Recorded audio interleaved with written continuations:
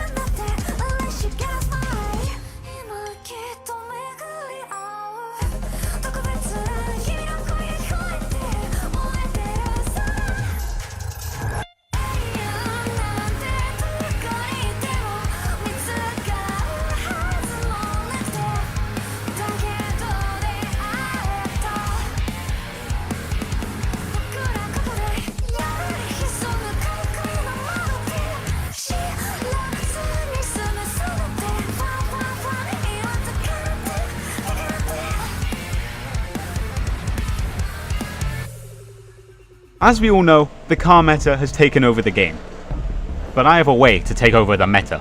Now, there is a secret tactic that not many people know about this season, and it's to do with the NPCs.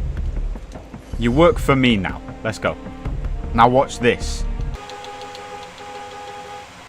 Just give it a few seconds. Now watch this. He's operating the turret, which means I can drive and shoot at the same time. Oh, there's a kid up here. Let's try. We should test it out. All right, get him, lad. Get him, lad.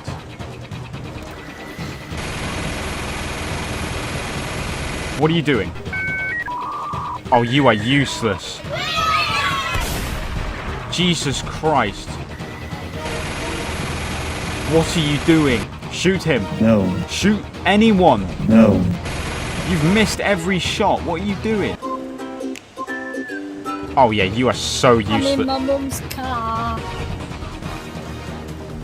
Well, what a waste of time that was. He is so useless. Oh, we might win the game, even with My dick fell off! him. That's it. I'm gonna go take the island. I have a plan. What's your name, sir? I don't know what I'm doing! I shall call him Daquinius. Alright, Daquinius, I've got a plan. You go over there, and I'll sit on the high ground, okay? How's it looking, Daquinius? Ah! Alright, I don't think anyone's coming. So, did it always take this long, or? Daquinius! No, they killed Daquinius. That's unbelievable, man. All the good times we've had with him. What are you doing? Oh, you are useless. What are you doing? Shoot him. No. Shoot anyone. No. You've missed every shot. What are you doing? Well, what a waste of time that was. He is so useless. What's your name, sir? I shall call him Daquinius.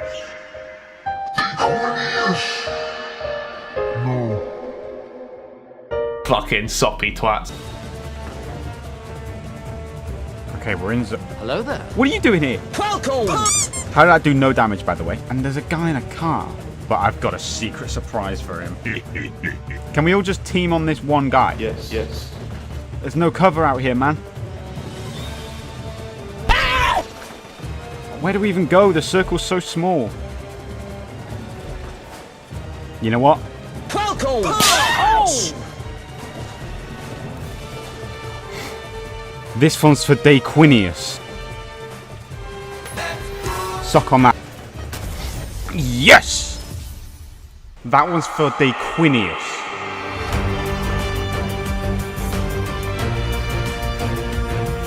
Good day, everyone. Today we're going to do something a little different. So as residential best Fortnite player ever made, Are you serious, my? I thought I'd give everyone a little break today. And instead, today we're going to do the Big Craig's Fortnite Locker Tour. That's right, baby. Wee!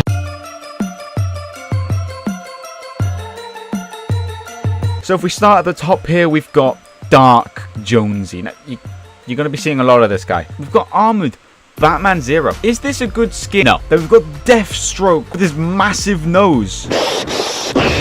And next we've got... Oh no! Turn it off, turn it off! The Master Chief. Real ones will remember when I was a Halo YouTuber. What those tongues doing though? What those tongues doing? Those were the days. And look who it is. Travis Scott. There's some kids out there that would do anything to have this skin, and I don't understand why. And then you've got LeBron. Let me see a couple of those combo moves. Next we've got the... Wanna get weirdo? Now I got the skin for 200 V-Bucks, and if you're wondering how I did that, then too bad. And then, oh yeah, how could I forget? And then you got the 27 million clone troopers that are in the game. I don't understand why they're like... I don't understand why they're like 7 different skins. And now you've got my first 2 skins in the whole game. You've got the blue team leader. And why is it done that then? And the blue striker. Now these were PlayStation Plus skins, and that's right. I started out on PlayStation. I know. It's crazy. I actually got bullied for for wearing this skin. That's how bad it was. Next, you got this skin, which apparently it's like £50,000 now. I don't get it. I got it for like 12 quid. Oh, now you've got what I consider to be the worst skin in the game. What even is this? What this is? Get it off my screen. Damn. Oh, and now you've got Craigdbusiness, one of my favorite skins of all time. I was waiting for this skin to come out for like 4 years. I swear to God, man. And here we've got Craig in his Fortnite costume. Wait, no, referee costume. Fun fact, he was actually the last skin I bought in the Marvel season. Did you know that? And we've got the best skin in the game right here. Giddy up. Oh my God. Why do I have this skin? I have never used it. Why have I got it? The same goes for this guy. Who is this? Here we've got Craig on his 9 to 5, also known as me if YouTube don't start paying me. Anyway, we got this funky looking guy, which I still don't know what this is supposed to be. It's been 2 years. I have no idea who this even is. My name is Walter Hartwell White. This is the first item shop skin I have ever bought. I think this says a lot about me, to be honest. And next we've got the mech, which I think is a great skin. And I know you're sat at home right now going, Actually, it has a massive hitbox, and the ADS is... Shut up. I don't care. Oh, and here we go. The best skin in the game. This is actually the greatest skin ever. You got the Recon Expert, who, yes, for some reason I bought this skin. I did not care about it, but when it came back on that random Tuesday, everyone was losing their minds, and I was just like, okay, I'm going to buy it too. Craig the Reindeer. Yeah, you may have noticed I've got some of the most random skins in the game. You got Craig, except he's social distancing for COVID-19, you know, they were pretty topical with this skin. There are so many skins here, man, that I will never use again. Like, realistically, when am I going to use that skin? Oh, look, another default. And yes, I was the kid that spent 4,000 V-Bucks on buying the Chapter 1 defaults. Yeah, that was me. What if I told you that I was hiding a secret set of skins from you? A set of skins so atrocious that not even I wanted to see them. Come with me. If you go over to Locker, Character, oh, Outfit, Sort Filter, Archived. Once you go in, you can never go back. Oh, not you! Hey you, do you hate Fortnite? You shut up when I'm talking to you! Oh my God, he almost banged me. He almost banged me so... Me personally, every time I look at that goddamn game, I see red. I hate it so much. Just ignore my last 50 videos. We don't talk about that. Fortnite, bad. So today we're going to look at some of the most famous Fortnite hate from across the internet, including some unhinged reviews, memes, and just whatever I want to put in here, really. Right after I give some context. Nowadays, Fortnite is generally considered to be a decent game. It's gotten a lot of respect since the days where you couldn't walk down a street without seeing a kid flossing. Between 2018 and 2022, Fortnite was generally hated by the wider gaming community, mainly due to its popularity and the fact that a lot of children were playing it. Now, what is a well-known fact about children? That's right, it's that they're cringe. Just look at all these children having fun, engaging with each other socially through an easily accessible and widespread form of harmless media that they're using to maintain friendly relationships with each other inside and outside of school. Disgusting. Cringe. I think I speak for everyone when I say that we need to bring back bullying. This was a real argument that existed back in like 2018. Like, I think I remember one guy saying that they wanted to bring back capital punishment for these kids. Like it was crazy. I mean, just take a look at this meme. These are 9-year-olds that play Fortnite, you know, scrawny, weak individuals. And then there's the real chads that play Minecraft. Like for Minecraft, ignore for Fortnite. How brave. The Minecraft community really had it out for Fortnite back in the day, and with the introduction of Lego Fortnite, I imagine it's only gotten worse. Like, you had actual people paying for actual marketing campaigns telling you to stop playing Fortnite. Now, these advertising campaigns are not cheap. I could probably buy a small bungalow with the amount of money that would probably be used to keep one of these ads up for a few days. That is some real dedication from the Minecraft community. I salute you. We're gonna get rid of Fortnite one person at a time, and I will be out of the job. Guy who said the joke. Guy who said it louder. Ah, yes, because everyone knows that Minecraft created the Battle Royale format, and it was definitely not ripped off from a 2012 movie released by Lionsgate that shares the exact same name as the minigame Minecraft fans are claiming to have created originally, while also being inspired by an ancient myth from ancient Greece. Minecraft made that! It's time to go. Was I a good game? Wait, I got the wrong guy. Sorry, wrong game. Minecraft forever, guys. Smash like for Minecraft, comment for Fortnite. Stick around for this weekend stream where I publicly hang Fortnite in front of our Lord and Savior, Minecraft Steve, Virgin Islands, US. You know what? As a Fortnite guy, I completely agree with this. I'm going to get so much hate for this, but if we're still claiming that the Chapter 1 map is the best map of all time, especially this one, then you might as well just be a virgin. That was a joke, guys. Please don't spam me with hate. I'm fragile. Me when I see my little cousin's channel description. Minecraft, Marvel, Pokemon, Roblox, Lego, Star Wars, but no Fortnite. This guy's cousin clearly has it going on. What a legend. So we've rallied the Minecraft community against Fortnite, but if we're going to liberate this world against Fortnite, then we're going to need some real firepower. We're going to need the Facebook mums. These are the world's worst Fortnite 1-star reviews, made by and made for parents. These reviews are supposed to act as a sort of guide for parents who are trying to do some research on the game before allowing their kids to play it. In other words, being a good parent. So let's take a look at our first review, shall we? This game made me rethink my life and I hate playing it. Social anxiety and the amount of pulled bitches decreased. I will not recommend this game to anyone since it forces you to become racist and homophobic. P.S. Nerf the intact shotgun. 1 star. Ah, I see. So it's gonna be those kind of reviews, are they? What the heck? My kid play Fortnite and it won't let them play. They lose all their stuff and I'm very upset. ... I am a rich man, so it don't bother me with losing, but my kid cried because he in queue for 1 hour and 30 minutes. Question mark, exclamation mark, question mark, exclamation mark. He can't log in and it very angry. He destroyed my house. 1 star. Somebody save this poor guy from his kid who's probably been stuck in the flipping Chapter 5 login queue. That's where real ones were born. Or at least it might have been. I don't know. I wasn't there. I love how this is clearly some kid who's taken his parents' computer and for some reason has written an angry review letting Epic Games know that they need to fix this goddamn queue before Habib gets angry. And trust me, you do not want to see Habib angry. Why are Mutz Jordans not working on ice? Why are Mutz Jordans not working on Ice Spice, you dickheads?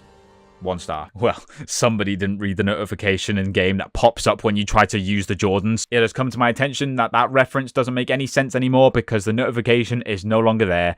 It's so over. By the way, can we talk about how goofy some of these shoes are and some of the skins? Like, what is this? 1 star. Do not let your child or teenager play. Do not let your child or teenager play this game. Even adults should avoid it. The game encourages anger, violence, and swearing. It is frustrating beyond belief and with an I'll grow up. Oh, look at me using big words. Shut up. It's frustrating beyond belief with a flippin' diabolical and complicated control system, lagging and gameplay, and infuriatingly poor gameplay. It's free. Why? Nothing is free for this world, so trust me, Epic are getting something out of this, even if it's just to addict you and cause you mental harm. Stay away from this show, and you will be much healthier, happier person. Now, as someone who has been playing this game since 2018, I agree. Epic Games are monsters who are just trying to make you addicted and ruin your mental health. Why? Because that's why. Okay, no, wait a second. It's free. Why? Nothing is free in this world, so trust me, Epic are getting something out of this. Yeah, I'll tell you what they're getting out of this. The money you're spending in the item shop. Fortnite is the most monetized it's ever been, and you come out here ignoring that entirely and assume that the only reason the game is free is that Epic Games are demons who live off the addiction of 9-year-old Timmy playing Fortnite all day. It's very simple. You buy skin, they get money. It's not a difficult transaction. It's simple. It's how business works. That's like saying, oh, I could go into flipping Tesco the other day for free. What were they doing that for, eh? Cancerous. 1 star. This is such a bad game. Not only is it completely stolen, but it's also turned everyone at my school into a complete moron. It's also making people go into therapy because they're so addicted. God, I can't wait until this game dies. This post was created in 2018. I wonder how this kid is doing now. I'd like to talk about the point where people apparently needed to go to therapy because they're so addicted. Like, I believe that fully, like, no doubt that has happened. But that isn't Fortnite's fault. Everything has the capacity to be addicting. It's only when you let it take over your life in a negative way that it becomes something negative. Do you know how many games of Fortnite I've lost because I've wanted to go to the toilet or to, like, itch my armpit? Many! There isn't a direct correlation between Fortnite and addictions. It's just that some people like to fearmonger things that they don't understand. They did it with Pokemon. They did it with flipping Talking Angela, and they're doing it with Fortnite. 1 star, please read. Turning my life around from heroin addiction was the hardest thing I've ever done, but it's also the most rewarding. I hit rock bottom, losing almost everything I valued, relationships, health, and self-respect, but in that darkness, I found a flicker of hope and decided to seek help. It wasn't an easy journey. There were countless moments of doubt and pain. Through rehab, therapy, and the unwavering support of loved ones, I slowly rebuilt my life. I rediscovered my passions, found new purpose, and learned to love myself again. Today, I'm proud to say that I'm living a life I once thought was impossible. A life free from addiction, filled with hope, and focused on the future. 1 star. This title has too much sex. Party Royale is a scary place, to be fair. Smash 1 in the chat if you want me to do a Party Royale video. Saying that is pretty much like saying, hey guys, smash 1 if you want me to give myself radiation poisoning live on video. 1 star, don't get it for your kids. Fortnite sucks, it has screaming kids all the time and they never shut up, and it makes them fat and they miss school, get manipulated and brain rot, and don't think about life. Don't get this for your kids. Now, if we look at this Fortnite and obesity correlation chart, we can see that America reached all-time peak obesity height when Fortnite came out. Did I just make this in Microsoft Paint? Yes. Yes, I did. I was going to ask if any parents watching the video actually listened to these reviews while trying to decide if Fortnite was safe for their child, but then I realized that you're all like 7. 10 out of 10. I love make cry 12-year-olds, rich European kids. This is the best game ever. Now, what this guy doesn't realize is that it isn't 12-year-olds he's making cry. It's me. Genuinely, I can't compete these days with these builds kids. It's honestly impressive how good they are. I feel like that one Lightning McQueen clip when I play builds. It's like, why are you so good? Now, the final review of this segment is in like Spanish or something, but it gave it a 0 out of 10, so I imagine you can piece together what it's saying. Okay. So we have assembled a pretty decent army to fight against Fortnite. We have the Minecraft army coming in from the south. We have the Facebook mums coming in from air support from the west. But what we really need is TV. So I've alluded to it quite a bit in this video, but like every single news channel hated Fortnite back in the day. Like they treated it like the plague. Like people were blaming Fortnite for behavior disorders and shootings. It was crazy. It isn't happening as much now, but we still have some of these legendary clips here as a sort of time capsule to remind us of how things were. Let's take a look. 125 million users around the world. Right. It's free on multiple platforms. It's basically a Hunger Games in a cartoon format. People have to kill each other. Oh, the K word has been said. I repeat, the K word has been said. This video is now rated T for teen. We don't use the K word around here, all right? We say game end. We game end each other. I said game end. Kids are addicted to this now. 60 Minutes on Australia just did a piece on a little boy, Logan Ford. He's 14 years old. He has not left the house in 2 years. He has bitten his mother, given her a concussion, and popped her in the face when she tried to take the game console for him. Okay, but how is that Fortnite's problem? Fortnite wasn't even a year old when this video was published, so how is it Fortnite's fault that the kid hasn't left the house in 2 years? That's like me going, oh yeah, the pandemic absolutely ruined my social life when I hadn't been going outside before the pandemic anyway. Logan can be found in the same spot, playing the same game over and over again. When did you last read a book? A long time ago. Books are for nerds. Why don't you ask him a question that would get some actual info out of the kid? Why don't you ask him when he got his last epic snipe in Fortnite? Or, I don't know, ask him how his Neopets doing. You can't use read a book to determine if their life is good or not. Let me ask you this, Stephanie. You look like a Stephanie. When was the last time you read a book? They've done some research on the social media replacing books. We'll put this on the screen. In the 1970s, 60% of high schoolers were reading books. Today, 16% or less. Okay, memes aside, I've probably read more through my phone and social media than I ever have what? I've probably read more through I've probably read more through my phone and social media than I ever would have without it. God. Because of social media, reading and writing is a very big part of my job, so don't come in here telling me that it's social media's fault that people aren't reading books. There's another video here called Everything to Know About Fortnite, and they've named it like they're disclosing information about a new virus or something. Despite its weird name, the video itself is actually quite well informed, and it actually kind of sums out how Fortnite is just objectively, which is kind of what you'd want from a news source, really. We have everything. We have the Minecraft gamers, we have the Facebook mums, we have the news outlets. Nothing can stop us now. But wait, there's something in the distance. Oh me, oh my, what could it be? It's... Shut up, bitch! That's right, The Rock saved Fortnite. Okay, no, he didn't. However, around Chapter 3, there was a massive shift in Fortnite's general reception amongst the public, and these days most people consider it to be a fun game, and a lot of people have admitted that they only hated it because it was popular and the culture around it was annoying. Which it was. And still is.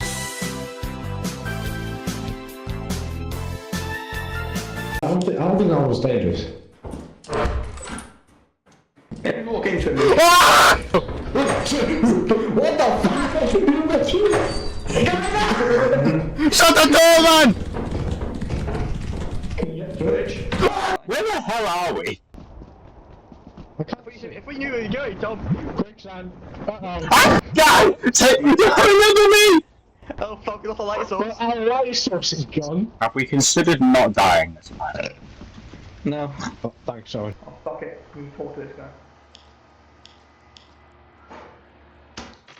What the fuck?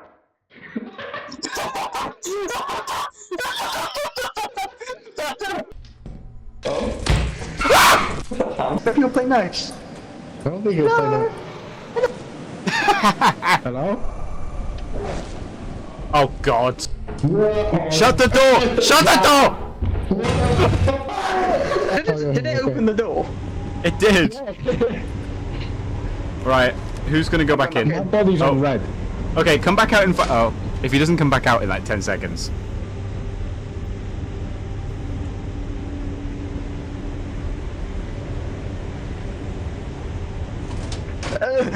Oh my god! What the hell? You're gonna be okay, you're gonna be okay. You're gonna make it, okay? What do we do? Mind, you're shitting over the place.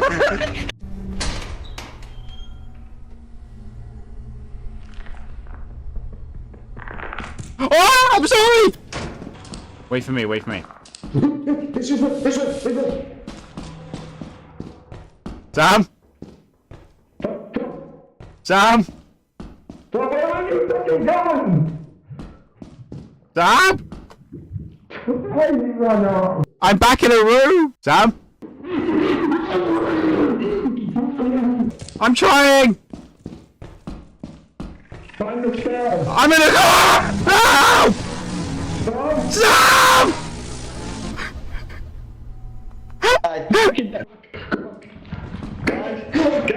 Guys! Oh! Oh no!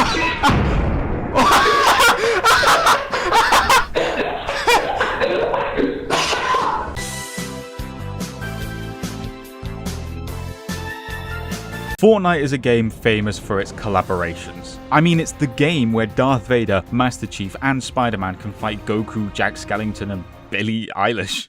Collabs are a core part of Fortnite's identity. It's gotten to the point where collabs make up 50% of all the skins released in the current season we're in, Chapter 5 Season 3.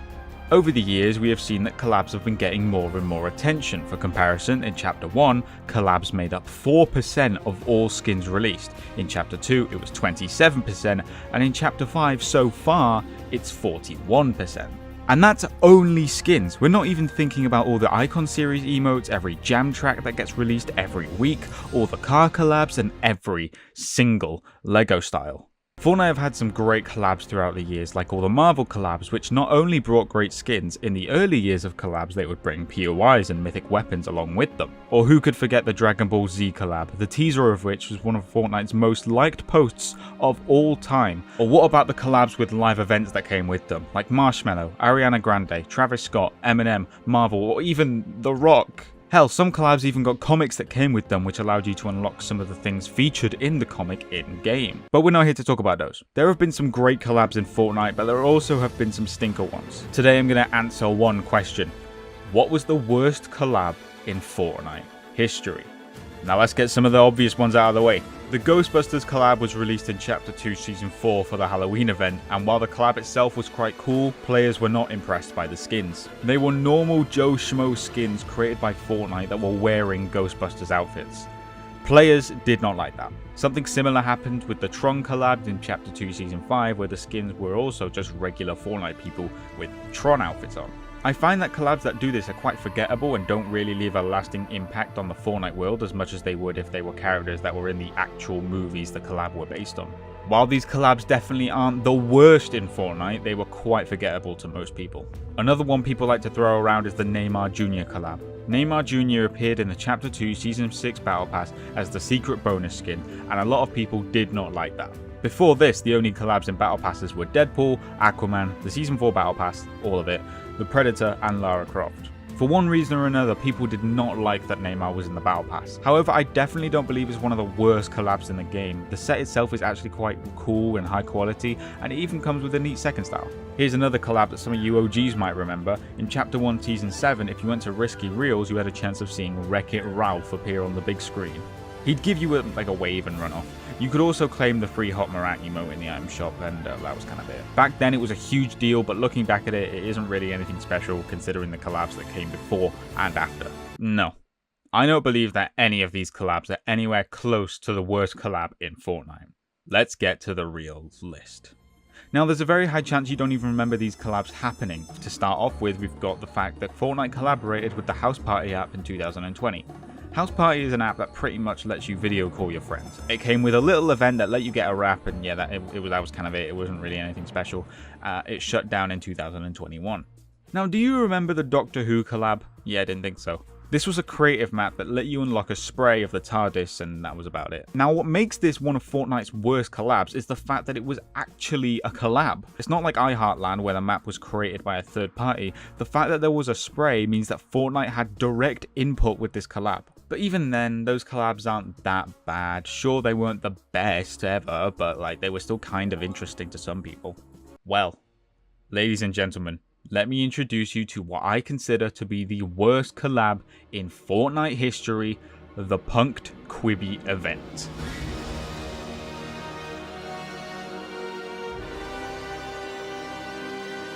In Chapter 2 Season 2, when Fortnite was just getting started with the collabs, they put out an LTM which would play an episode of a new series that was streaming on Quibi at Risky Reels. What is Quibi? I have no idea. Now, this sounds great, right? You get a free TV show episode in Fortnite. It's got to be good. Well, let me give you a personal memory of exactly what happened when you queued into this LTM. You would spawn at Risky Reels with maybe a dozen other people. The film would start playing and you could watch it. If you could hear it. It was so quiet you could not hear a thing. And then it turns out that Fortnite didn't turn off environment damage or weapon drops, which meant that people could destroy Risky Reels around you while you tried to watch it. And then they could start shooting bullets as if you weren't already having trouble hearing it. And then to make matters worse, you could build during this LTM, which meant that people would cover up the screen with builds, making it impossible for you to see it either. And they didn't even put an invisible barrier up at Risky Reels either. You could just leave and go do something else on the island. The event was a total disaster and it did not work in the slightest. Would it surprise you if I told you that the entire Quibi company shut down 6 months later?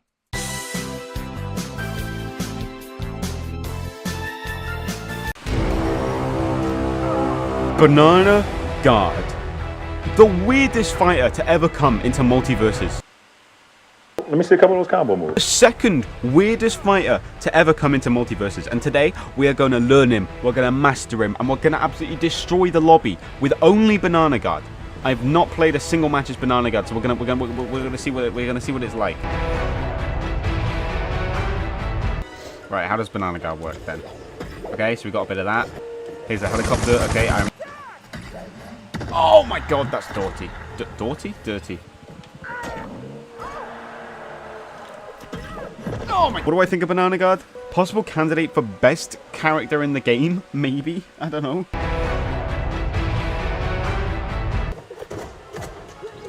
Okay, no, well, he's the best player in the game. Steven, stop buggering about, and can you just fight me like a normal person, please? I'm using a spear, and you're here throwing bubble gums at me. Like, grow up. There we go.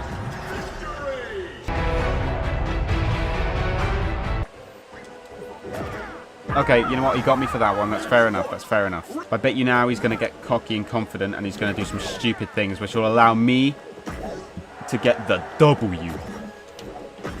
Like that. He left himself open there. Is Banana Guard the best character in the game? Maybe. Oh, never mind. No, he's the best player in the game. You know what? That's fair. I walked into that. Don't you dare teabag me. You died first, you idiot. Okay, you know what? Yeah, there we go. Damn it. There we go. There we go. Get out of my game. Now I'm going to teabag you. I'll rematch you just because you were quite good. Oh, he's eager for it. He wants it. Weak. Foolish. You know what? Look at him. He's frantically pressing buttons. He's trying to... Oh, he walked right into that one, ladies and gentlemen. Weak. Too slow. Weak. Foolish. Weak. Foolish. Foolish. Too slow. Foolish. Too slow. Weak. Foolish. Weak. Foolish. Undisciplined. Weak. Foolish.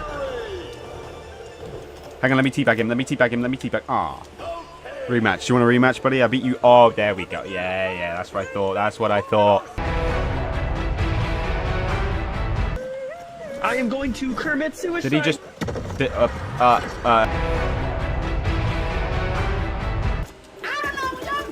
I'm sorry, buddy. Yeah, this isn't personal, buddy. I'm sorry. I'm just absolutely annihilating him. Oh, I'm so sorry, Jason. Oh, my God. Oh, my God. It's nothing personal, Jason. I'm so sorry. Oh, my God. Come here. Stop running. Come back, man. Stop it. Come back here. Fucking meow. Stop. There we go. I'm sorry. I am so sorry. Right. That's not typically what you want. No! No! Fight me again. Fight me again. Time to lock in. Time to lock in.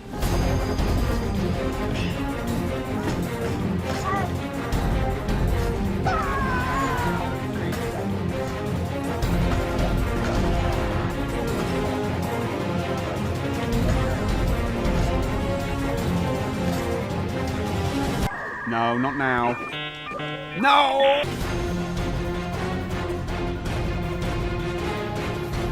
Leaks and data mines are a big part of the Fortnite community now. It helps the community to understand what's coming, and it can generate hype for the game. But sometimes leaks can get out of hand.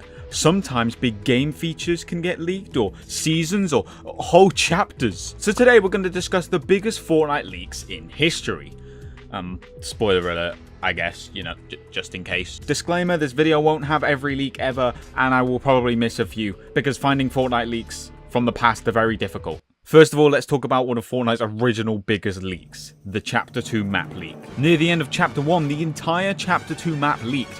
However, it was just a concept. This concept was very similar to the way the map actually ended up looking, except this one had different names for POI, such as Sunny Shores in the place of Sweaty Sands, or Power Plant in the place of Steamy Stacks. Luckily, many people did not believe this back in the day, so it didn't get out there too much. This next leak occurred in Chapter 2 Season 7. A random anonymous leaker came out and revealed a lot of information. They said that Ariana Grande would be coming and would have a concert, the Justice League and Suicide Squad members would be coming to the game, the Batman Who Laughed would be coming to the game, Naruto would be coming to the game, the Cube would return, the Seven would be revealed in Chapter 3, they leaked the Sideways, and a lot more. If you know Fortnite, you'd know that every single one of these leaks came true. Once again, many people did not believe the leak at the time, however it turned out to be completely true for the most part. I think the only thing they got wrong was the fact that Naruto wasn't in the Season 8 Battle Pass and instead it was released a bit later in the item shop. As things slowly started to come true, some people started to believe the leak while others refused to believe, but it turned out to be true in the end. Fortnite Chapter 2 was not done with leaks there yet.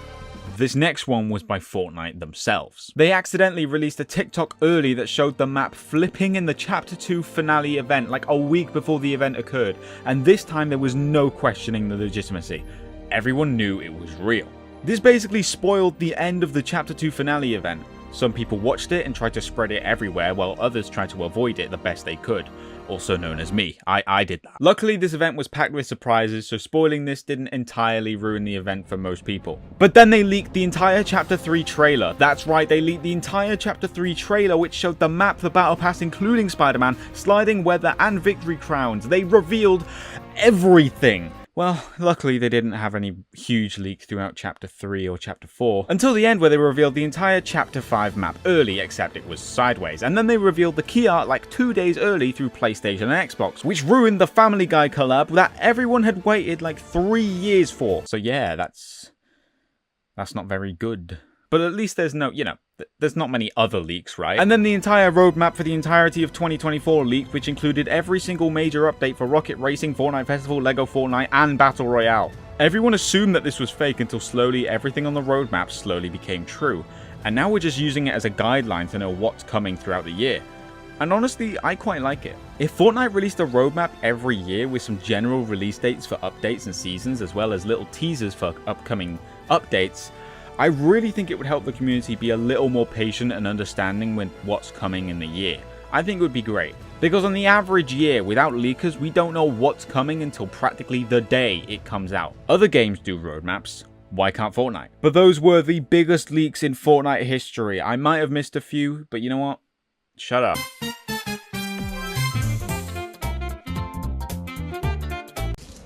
And there he is. Look at him go. And he just walked into the gas canister. What the hell?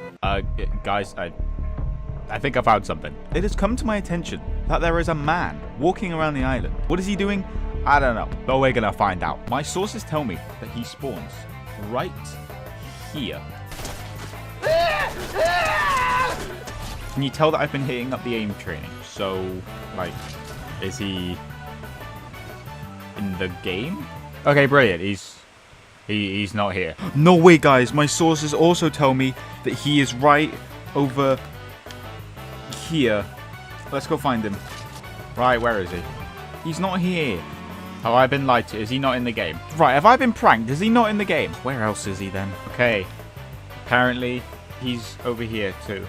Sir, are you here? Seriously? Are you here, my driller? No! If you come out right now, I'll give you 3 Vbucks. He's not here, man. I've been lied to. He's not in the game. Rumor has it that if you get a victory royale, you will find him. Oh my god, I got killed by the NPC. Random man, please be here.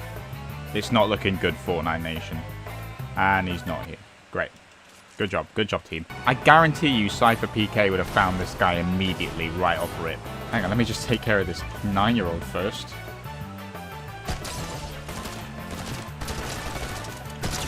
Oh, I hit the NPC. I didn't mean to. My bad. Maybe I need to sing a little prayer to the Fortnite gods. Hola shamanari zoadi zoala doya iao pirato sida. Oh, I thought it was him. It's just some stupid 9-year-old. I am yet again forced to ask the question, is he even in the game? I'm on the low ground, but guess what? The low ground is the new high ground. Oh, what the fuck? Oh, another kid's landing there. He's got the optimal drop, but so do I.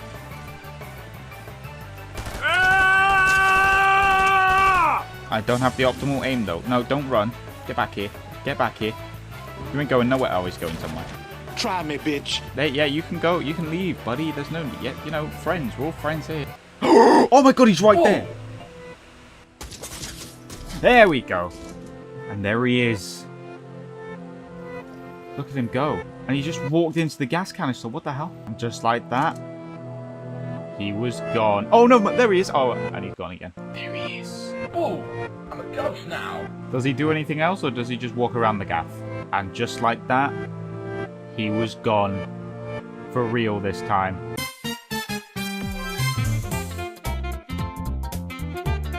Over the course of Fortnite's 7-year lifespan, it has released 30 seasons. From superheroes to spies, from aliens to war, and from Greek gods to vehicular warfare, every season has been unique and brought something new to the table. If you asked anyone what the longest season of Fortnite is, there's a very high chance they'll say Chapter 2 Season 1 or Chapter 2 Season 2, but they're wrong.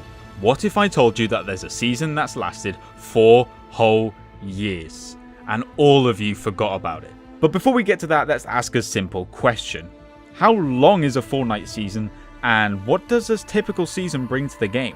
Well, a typical Fortnite season lasts anywhere between 3 and 4 months, and they usually bring huge map changes, new gameplay features, new storyline quests, and a new battle pass for players to progress through. Every 2 weeks or so, Epic Games will update the game and bring new features to the game, and that will continue until the season ends. After that, a new season will start and the process will start all over again. Now that we know what a Fortnite season is, how long one typically lasts, and what they bring to the game, let's find out what the shortest season of Fortnite is. Technically, Fortnite Chapter 4 Season OG is the shortest season, as it lasted for 29 days. However, I don't think it's fair to include the OG season.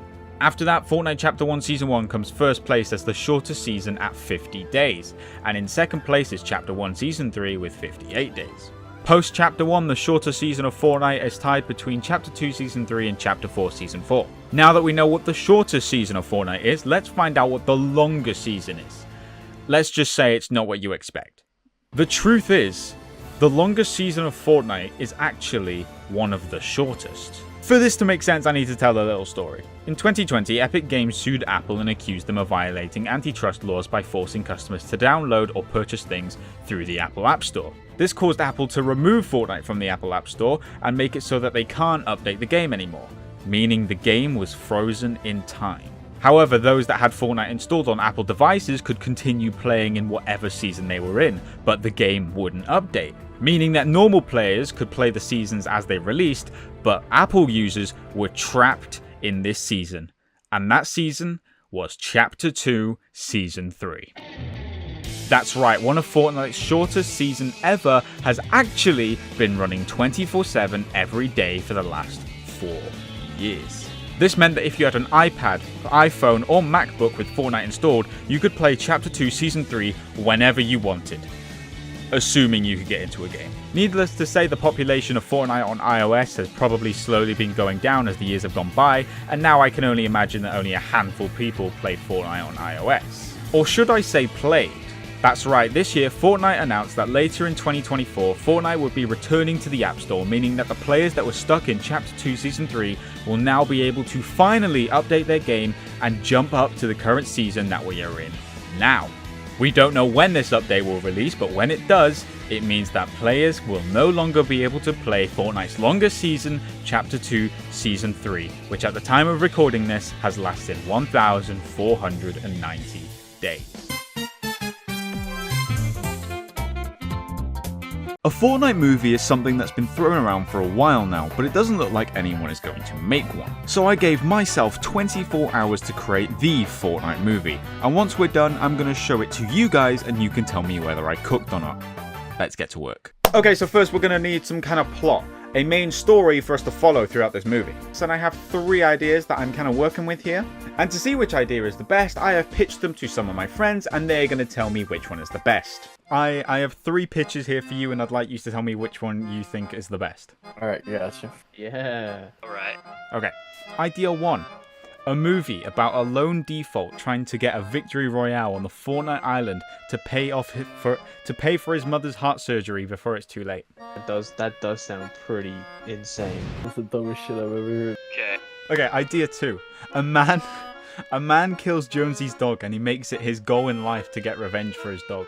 Okay, I'm getting better. Nah, I think they've done that one. How is it related to Fortnite? Because he's using Fortnite guns. That's gotta be, yeah. And idea 3. After being caught doing slurp juice behind the local Durr Burger, Jonesy is sent to court where he must team up with the world's worst lawyer to get his freedom back, and also pay his child support. Right, that one. That one? That one. That one. I'd say the last one, because of child support. It's hilarious. I agree. I'm not gonna lie. These are the worst ideas I've ever heard. Can you say they're good for the video? These are awful ideas, Craig. Okay, but which one's the best one? Which one's the one that's going to go into First production? one, because it actually has something to do with Fortnite, man. You can't make a Fortnite movie about child support. And with that, it was decided. We were doing idea 3. So with the story of the movie decided, it's time for us to start scripting.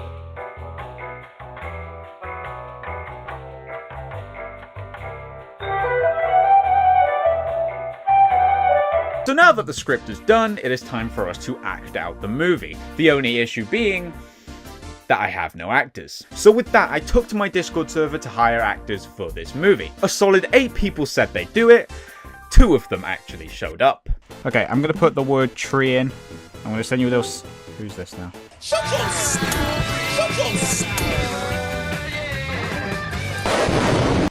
Brilliant. Not working? Okay. We're gonna work through this. Right, now let's just do this the easy way, right? Oh, I found him. I found him. We'll see how this goes. Probably terribly. Okay, so, the film's gonna take place inside of the box. Okay, now we're gonna hold this. Hold for about a minute and a half. The acting! Oh my god! It's off the charts. Oh my lord. And then, what's your face? Gamer Geek, if you could just not come over here for a sec, just stay there. Just stay there. He's left the call. He's left the call. He can't hear us. Okay, hang on. I'm sensing an Oscar-worthy performance. Walk out of the room. I know this is unscripted, but... Oh my god, he's a beast. Oh my god. I think we're done with you for this scene in particular. You, come here. You're going to be standing here, and you're going to be looking at me. Hold. I'm literally James Gunn right now. Hey, he's gone off script. He's gone off script. Oh, it's ruined. It's over. Hold that for about 5 seconds. 1, 2, 3, 4, 5. Okay, now turn around again.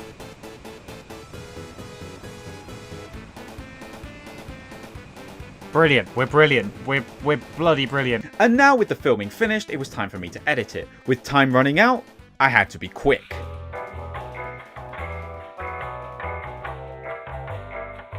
After hours of editing, the masterpiece was finished. And it's time for you to see the premiere of the Fortnite movie. Please, enjoy. Where's the money? I don't talk to no-gooders like you. We have security footage of you breaking into Fortnite bank and getting away with 50,000 V-Bucks. Where is it? What did you do with it? I done told yous. I ain't talking to no sleuth hounds. You're making this very difficult for yourself, Jonesy. Your court date is 2 Fortnite days from now. You best have a good case by then. Hi, I'm your court-appointed lawyer, Jimmy Bussin. Well, I ain't need no lawyer. I live my life. Maybe Uncle Sam's big house is what I deserve. You don't believe that, Jonesy? Don't talk to me, Govey. Talk to me, buddy. What is it that caused your life to go this way? The year was 1907. I just got in my first victory royale. I hit it big. I got mixed up in the wrong crowd. Owed some money to some pretty dangerous people. And one day, it caught up to me. Jonesy, my older brother has been getting mixed up in the wrong crowd as of recently. However, my pure and naive heart believes that I can help him fix his ways. What are you doing here? Jonesy too, my younger brother, who is pure of heart and very naive to the real world. I need to borrow 20,000 V-Bucks. What? Why? I owe some money to some very dangerous people, Jonesy 2. They're gonna come get me if I don't pay them, Jonesy 2. I need that money, Jonesy 2. I'm sorry. I just spent all my V-Bucks donating to charity and helping the homeless. They're here. I gotta go. What?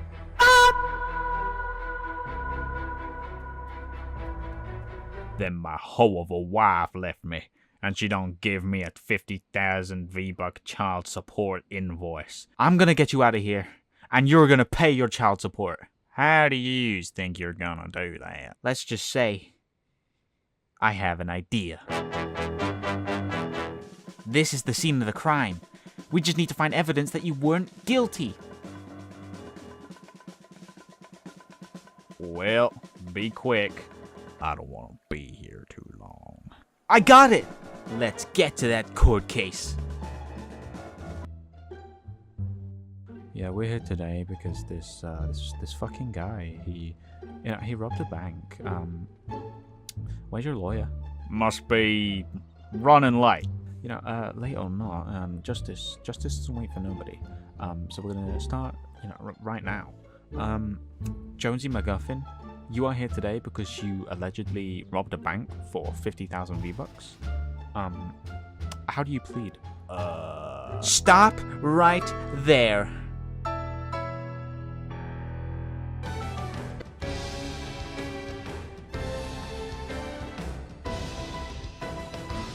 I have proof that my client did not rob the bank. Exhibit A. This was the accused at the time of the crime. Explain how he was robbing a bank when he was too busy doing another crime. Yeah, no, the court does not acknowledge Exhibit A. How else do you defend against this crime, Jonesy McGuffin? In my life, I didn't do nothing right. I was selfish. Left my wife to raise our son alone. I got my brother killed. All of this is to say that I'll give you some of the money I done stole if you let me out of here. Deal? Yeah! Jonesy went off to pay his child support and live happily ever after in a drug den.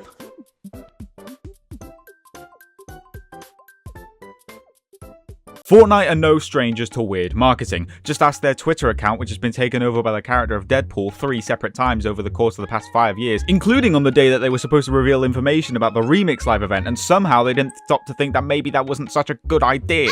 Marketing is what can make or break a product. Marketing is the reason why all of the Marvel Sony films somehow make money, and marketing is also the reason that Transformers 1 didn't make much money. One trailer had every single shot of the only decent scene in the film spread throughout the trailer to deceive the audience into thinking that the movie would be filled with scenes like this. They've done this 3 times, by the way. And the other was a Bumblebee being iconic for 2 minutes straight video disguised as a Transformers 1 trailer. Badassatron. But what I'm trying to say is that marketing is very important, and Fortnite knows this. It's safe to say that over the years they've had some pretty interesting marketing. I mean, if that's what you want to call this. So today I thought I'd gather you all around the fire pit and show you some of Fortnite's weirdest marketing yet. Also, use code TheBigCraigd and subscribe. Did you know they added Chris Pratt to Fortnite? And no, I'm not talking about that stupid fake Fortnite live-action movie trailer that's going around on YouTube. In Fortnite's infancy, they got Chris Pratt to do a series of Korean ads for the game.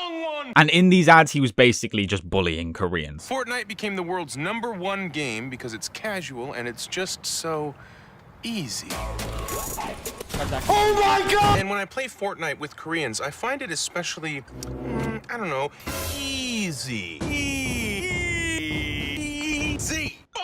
No, I don't know why these were Korean exclusive ads that were done in English, and I also have no idea why he's wearing the Squid Game jacket. Why was Chris Pratt in this? Did he owe someone money or something? What is he doing here? This reminds me of those terrible mobile game trailers that advertise something like Poop the Game, and then for some reason Pedro Pascal and Anthony Starr will be in it for some reason. Much like mobile game ads, Fortnite are no stranger to live action marketing. Like for the build up for Chapter 3 Season 4, where they released 4 teasers where people were just doing shit, and then Chrome would appear and then start spreading on things, and then it would just cut to the massive Fortnite logo with the Vine boom sound effect.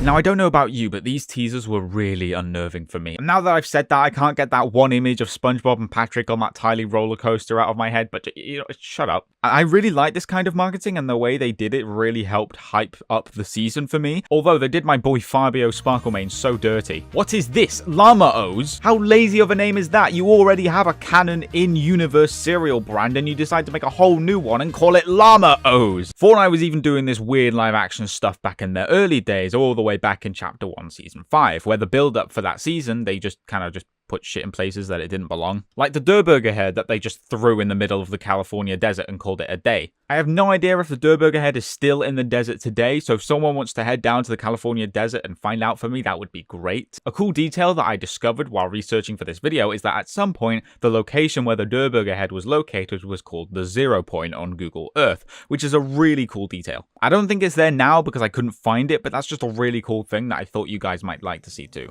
In Chapter 2 Season 2's marketing, you could speak to Meowscles. Well, you know, kind of. Across billboards all over the world, there were phone numbers that, if you rung those phone numbers, it would play an automated message of Meowscles, and I vividly remember it being like a 20-second voice message of him coughing up a hairball. Now, I couldn't actually find the voice message anywhere, because every time I look up Chapter 2 Season 2 now, I get 50,000 videos of people claiming that Chapter 2 Season 2 Remix is already out. I mean, it might be out by the time you're watching this, but while I'm recording this, it's still got a few days left to go. You know what? Here's a dramatic recreation of what it sounded like from what I remember.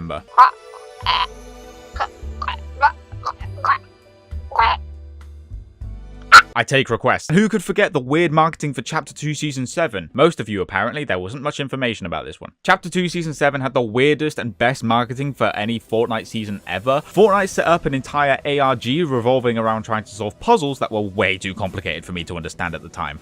And to this day. This ARG was so authentic that people outside of the Fortnite circle started getting involved and had no idea it was related to Fortnite in the slightest, and they were not happy when they found out that it was for a Fortnite season. I actually still have some of the puzzles and messages that I forwarded myself all the way back in 2021, as if I was actually going to try and solve them. At the end of the ARG, I believe we got a code to a creative map, which if you looked at the rock formation in a certain way, it would reveal the name The Last Reality. For those that don't know, The Last Reality is the term used for the alien faction in Fortnite, that covering the Chrome, Chimera, the Cube Legion, and the Nothing. Nothing! The name of the faction wasn't actually known at the time, so this was pretty big information at the time. Oh hey, do you remember when Fortnite went against Apple's terms of service by giving iOS users a direct payment feature which was cheaper for them to use and Epic Games would get a lot more money, so Apple removed Epic Games from the App Store and then Epic Games sued Apple because they are anti-consumer practices, which they did have, but thought they could win because they lowered the price of Vbucks a few hours beforehand and thought that they could win because they had the power of gamers on their side, and then when they lost they were losing money, so they had to raise the price of Vbucks back to normal again.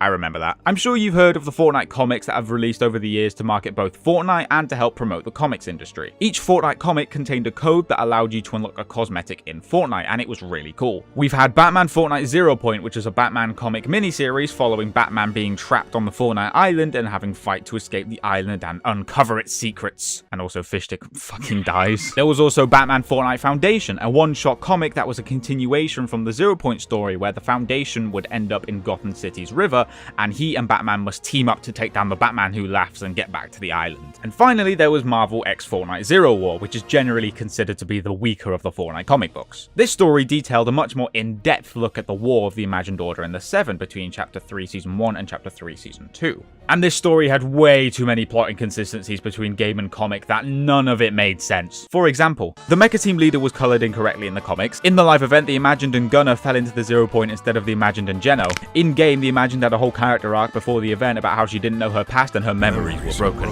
And yet she had like a whole 3-page lore dump in the comics that take place during the same time as the season where she didn't know her backstory, and she's the one who tells everyone said backstory. In the season after the event and the comics takes place, the Imagined is still referred to as alive by the Paradigm. Poor girl must have been in denial, except she's also appeared in the cutscene for the season. Jones and the Foundation jumped into the 0 Point to find Geno during the event and was seemingly gone for the entirety of Season 3, but what actually happened is that they found Geno straight away, he died immediately, and they came back within 5 minutes, only for the Foundation to die off screen during the season where players had no idea that he was even still around. Now, Zero War made absolutely no sense, and it also led to us seeing this comic panel. However, there is a Fortnite comic that I think a lot of people forget, that being Chapter 2 Season 4. This comic released in parts during the lead up to Chapter 2 Season 4, and it would detail why Galactus was coming to the island, how Thor got there, and what he was going to do to stop it. This comic was available exclusively in the 3D Battle Pass menu for Chapter 2 Season 4, and it was never seen again, which is a shame because I think it would be nice to have these comic panels again. Now, do y'all like movies? Fortnite have had a handful of movie tie-in marketing as well, and no, not the ones inside of Fortnite, I mean the ones where Fortnite appeared in the movie. The most famous of which being Avengers Endgame, where Korg was playing Fortnite Chapter 1 in 2023. Wait a second. Did Chapter 1 OG exist purely to make sure that the Marvel MCU canon kept up with the Fortnite canon? Oh yeah, we'll keep that consistent, but who cares if the character whose whole personality is based off of their backstory can remember their backstory or not? What's the difference? But Fortnite also appeared briefly in Free Guy, where Guy used the Bright Bomber pickaxe to attack Dude, and Fortnite also appeared in Spider-Man No Way Home. Right there. And there was also this really weird coincidence where during Chapter 2 Season 5, when Jonesy was traveling to different worlds and kidnapping characters and bringing them to Fortnite, a blonde-haired, blue-eyed character in a suit named Jonesy appeared in a Netflix show called Carmen Sandiego and then was never seen again. And nobody has any idea if that was like a deep-cut reference to something that we were all too stupid to understand, or whether it was just a giant coincidence. Now, Fortnite are also no strangers to merchandise. We've had things like Fortnite action figures. I actually have some. These were £50 each. We've had Fortnite Crocs, watches, phone cases, chairs, trading cards, Lego sets, and a vinyl disc with some Fortnite music on it. Let's take a listen and see what kind of music it has for us. We got a #1 Fortnite also rented out the Las Vegas Sphere thing to advertise the new metaverse modes for Chapter 5 last year, where they actually used a song in Fortnite Festival that doesn't actually publicly exist, which is annoying to me because I really wanted to play that song. It makes sense that Fortnite would have rented out the Sphere because it seems like Americans treat that thing as some kind of primordial being. And why wouldn't they? Half the time it looks like this! They also apparently did something really weird regarding Eminem. One of Eminem's skins were completely removed from the files in an update at some point during Chapter 5,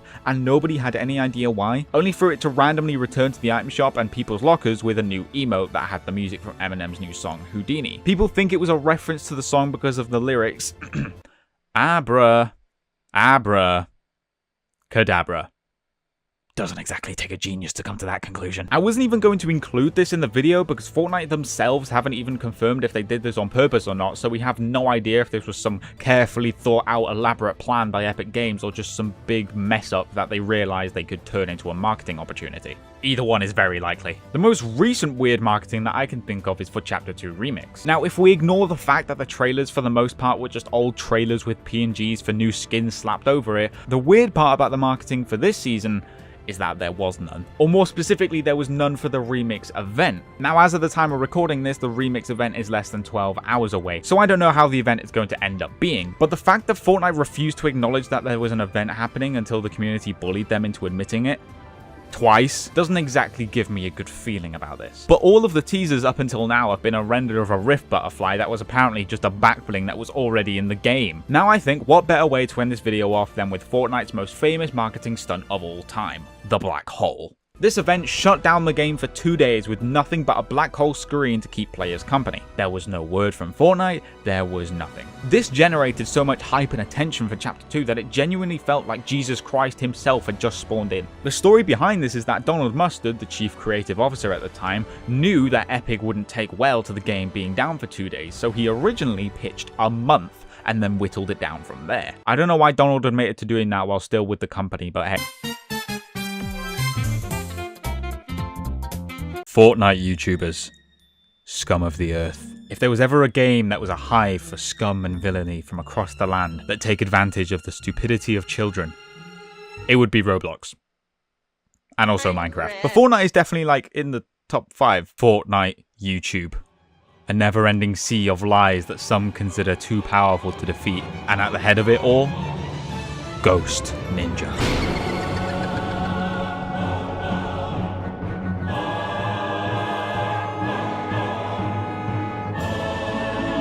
Now, I don't know if I've made it clear, but I mildly dislike the Fortnite YouTube scene. Fortnite YouTubers, the lying prick content creators. Lying! Fortnite YouTubers! Never trust a Fortnite YouTuber, unless it's me. Now, I should probably say this before I get a billion dislikes. It's not all of Fortnite YouTube. You know, unlike these other guys, I don't have a PR team to tell me that bullying my peers probably isn't a good idea. So it's not all of Fortnite YouTube. In fact, I think Fortnite content on the whole has been better than it's ever been, with many different small creators coming out of the woodwork, like yours truly. Me. Subscribe and use code TheBigCraigd. But if we look deeper into Fortnite YouTube, like really get in there, we can see that there are a few maggots buried down under. No, not Australia. What I'm trying to say is that there are a few people that ruin everything. And today I'm going to be talking about the one I hate the most. Ghost Ninja. Now, Ghost Ninja has been around in the Fortnite scene for pretty much the entire time. And despite his name, he has absolutely no affiliation with Tyler Fortnite Ninja Gamer Blevins. If I had to take a guess as to why that's his name, it's probably so that 9-year-olds get confused and click on his channel thinking it might be the real ninja. Okay, no, I'm getting ahead of myself. What makes his channel so bad? Oh, don't worry. We'll get there. But first, we need to lay down some groundwork. Now, I'm not opposed to the odd fib every now and again. Most Fortnite channels are guilty of the odd lie in their titles or thumbnails to drive views up. You know what, I'll call myself out for this example. This thumbnail about Fortnite's worst collab is just a pixelated version of Jonesy II. Not that I needed to tell you that, you all kindly let me know in the comments as if I didn't make the damn video. So I don't have a problem with the odd white lie to bring in views to your video as long as the lie is derived in some form of truth. So what the hell is this? This is Ghost Ninja and oh guys look, Fortnite brought back the community vote, yippee!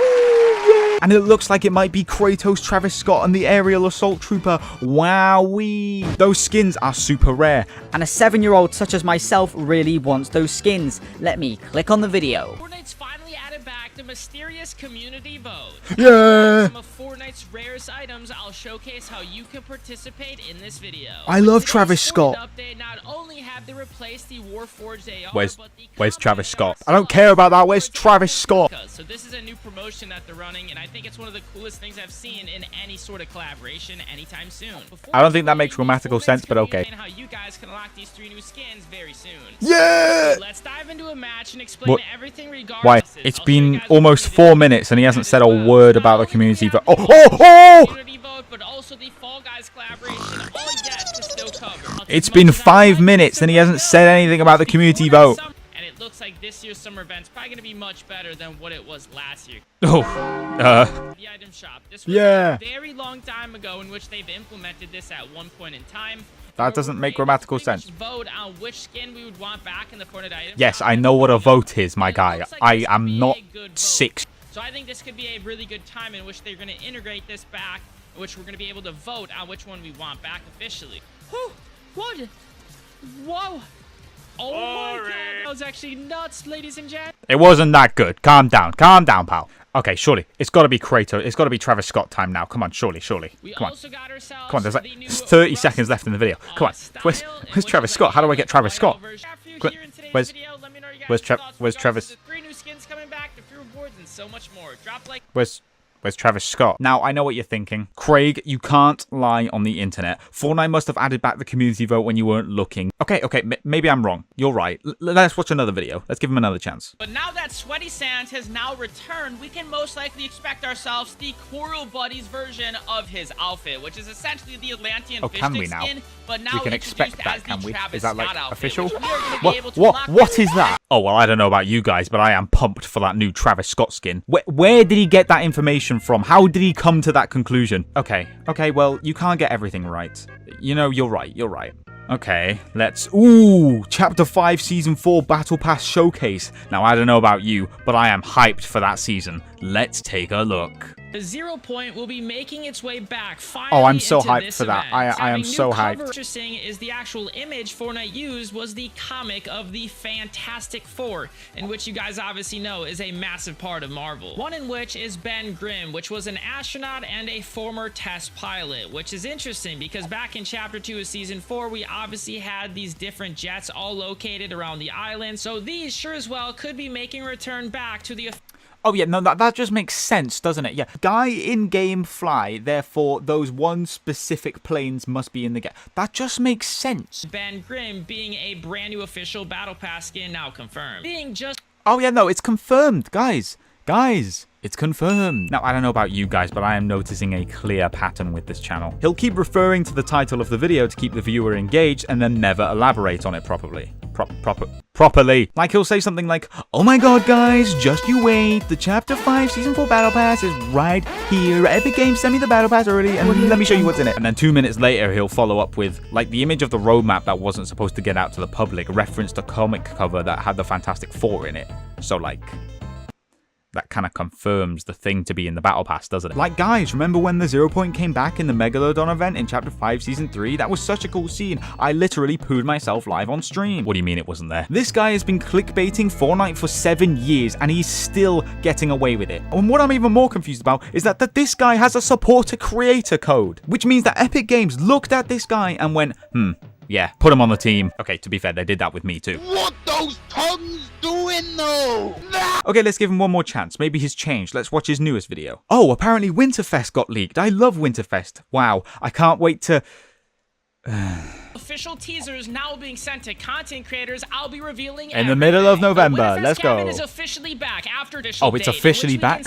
Oh, now you've got me hyped. I don't know how he figured that out, but it's officially back, guys. Winterfest 2024 event has already kicked off. Already? With the latest Ice Spice location. I don't see the correlation. The free 2 skins we can obtain. Now, this has been in the Epic Games skin surveys for the past 2 Winterfests, and it looks like this year is going to be the official time in which we can finally expect the skin to be releasing. What gives you that idea? We even have a gingerbread aura outfit. Oh, so do we now? Like these 2 outfits may even be coming as a bundle where players Oh, can really now? Could this be the official year where the Grinch arrives in okay, Winterfest 2024? Let's not get ahead of ourselves now. Okay, you know what? Fuck this. Forget the channel, forget the Winterfest key art video, forget all that. This guy is making bank off of lying. So guess what? I'ma do that too. What's up, gamers? Welcome back to another Don Diggly Dog Fortnite video. Today I'm gonna show you how to get the Coral Castle Kratos. That's right, in this video, right here, right now. But wait a second. Did somebody say free V-Bucks? Okay guys, I think I'll just calm down here for a second. There is a wake happening next door and I'd hate to disturb them. Just kidding, who wants to hear about Travis Scott? So, how did I do? Now, I make a lot of jabs and jokes at the Fortnite community, calling it lazy and boring and oversaturated, but the Fortnite YouTube scene is also a place where amazing creators can hone their skills and make some amazing content. Whether that be through videos, streaming, UEFN maps, the Fortnite YouTube community is a special place, with some of the best content creators in the industry. I'm talking about myself. There have been 31 Fortnite seasons as of the time of recording this video, 32 next week with Chapter 2 Remix. Now, a lot of people rank the map, the gameplay, the battle passes, but not me. Today we're going to be ranking all 31 of Fortnite's season's key arts. And no, we're not going to be talking about that one metaverse loading screen that you see when you open Fortnite during Chapter 5 that everyone hates for some reason. Did this loading screen kill your family? What's wrong with it? So what makes a good season key art? A good season key art will convey everything about a season in one image. I'm talking POIs, weapons, battle pass skins, and the general overall theme of the season. Key art for Season 1 and 2 of Battle Royale did this amazingly. It showed us the chaos of a Fortnite match while showing off the building mechanics, the art style, the weapons, harvesting tools, and so much more. This key art was so good that Fortnite saw it, flipped it around, and called it a day last year. Now, I'm going to be honest, most of Chapter 1's key art sucked big ass, so we're going to talk about a lot of those now. Season 3, 4, 5, and 6 were just the battle pass skins stood against the gradient. Like, well done guys, how long did it take you to come up with that one? At least Season 6 uses purple as its color scheme because it was a season based around the cube, which is also purple. Season 4 and 5's key arts just have the skins stood there, like Omega isn't even in the middle on this one. For Season 5, I don't know whose idea it was to look at Drift and Omega and see all those cool styles and go, nah. Do these ones. I don't get it. Like, nobody's gonna buy the battle pass for the bald Dan TDM colored shirtless man on the cover. Again, Season 6 was easily the best key art out of these 5 because it used the primary color of the season to convey its theme, but it also made the skins look as appealing as possible by using their best styles on the key art. Well, kind of. Lucky for us, Fortnite would learn that if they kept this up, they would run out of primary colors to use. So in Season 7, they would finally do another landscape key art, complete with an Ice King with no face and an edit style of a skin that wasn't in the game. Oh no. If we ignore that, kill me, I'm here! This key art is definitely one of the better ones for Chapter 1. It reveals everything you'd really need to know about the season in one clean image without over-cluttering everything. Oh, there's a plane. Oh, and a sword. And a snow biome. Cool, got it. Season 8 also does a similarly good job. Season 8 also does a similar...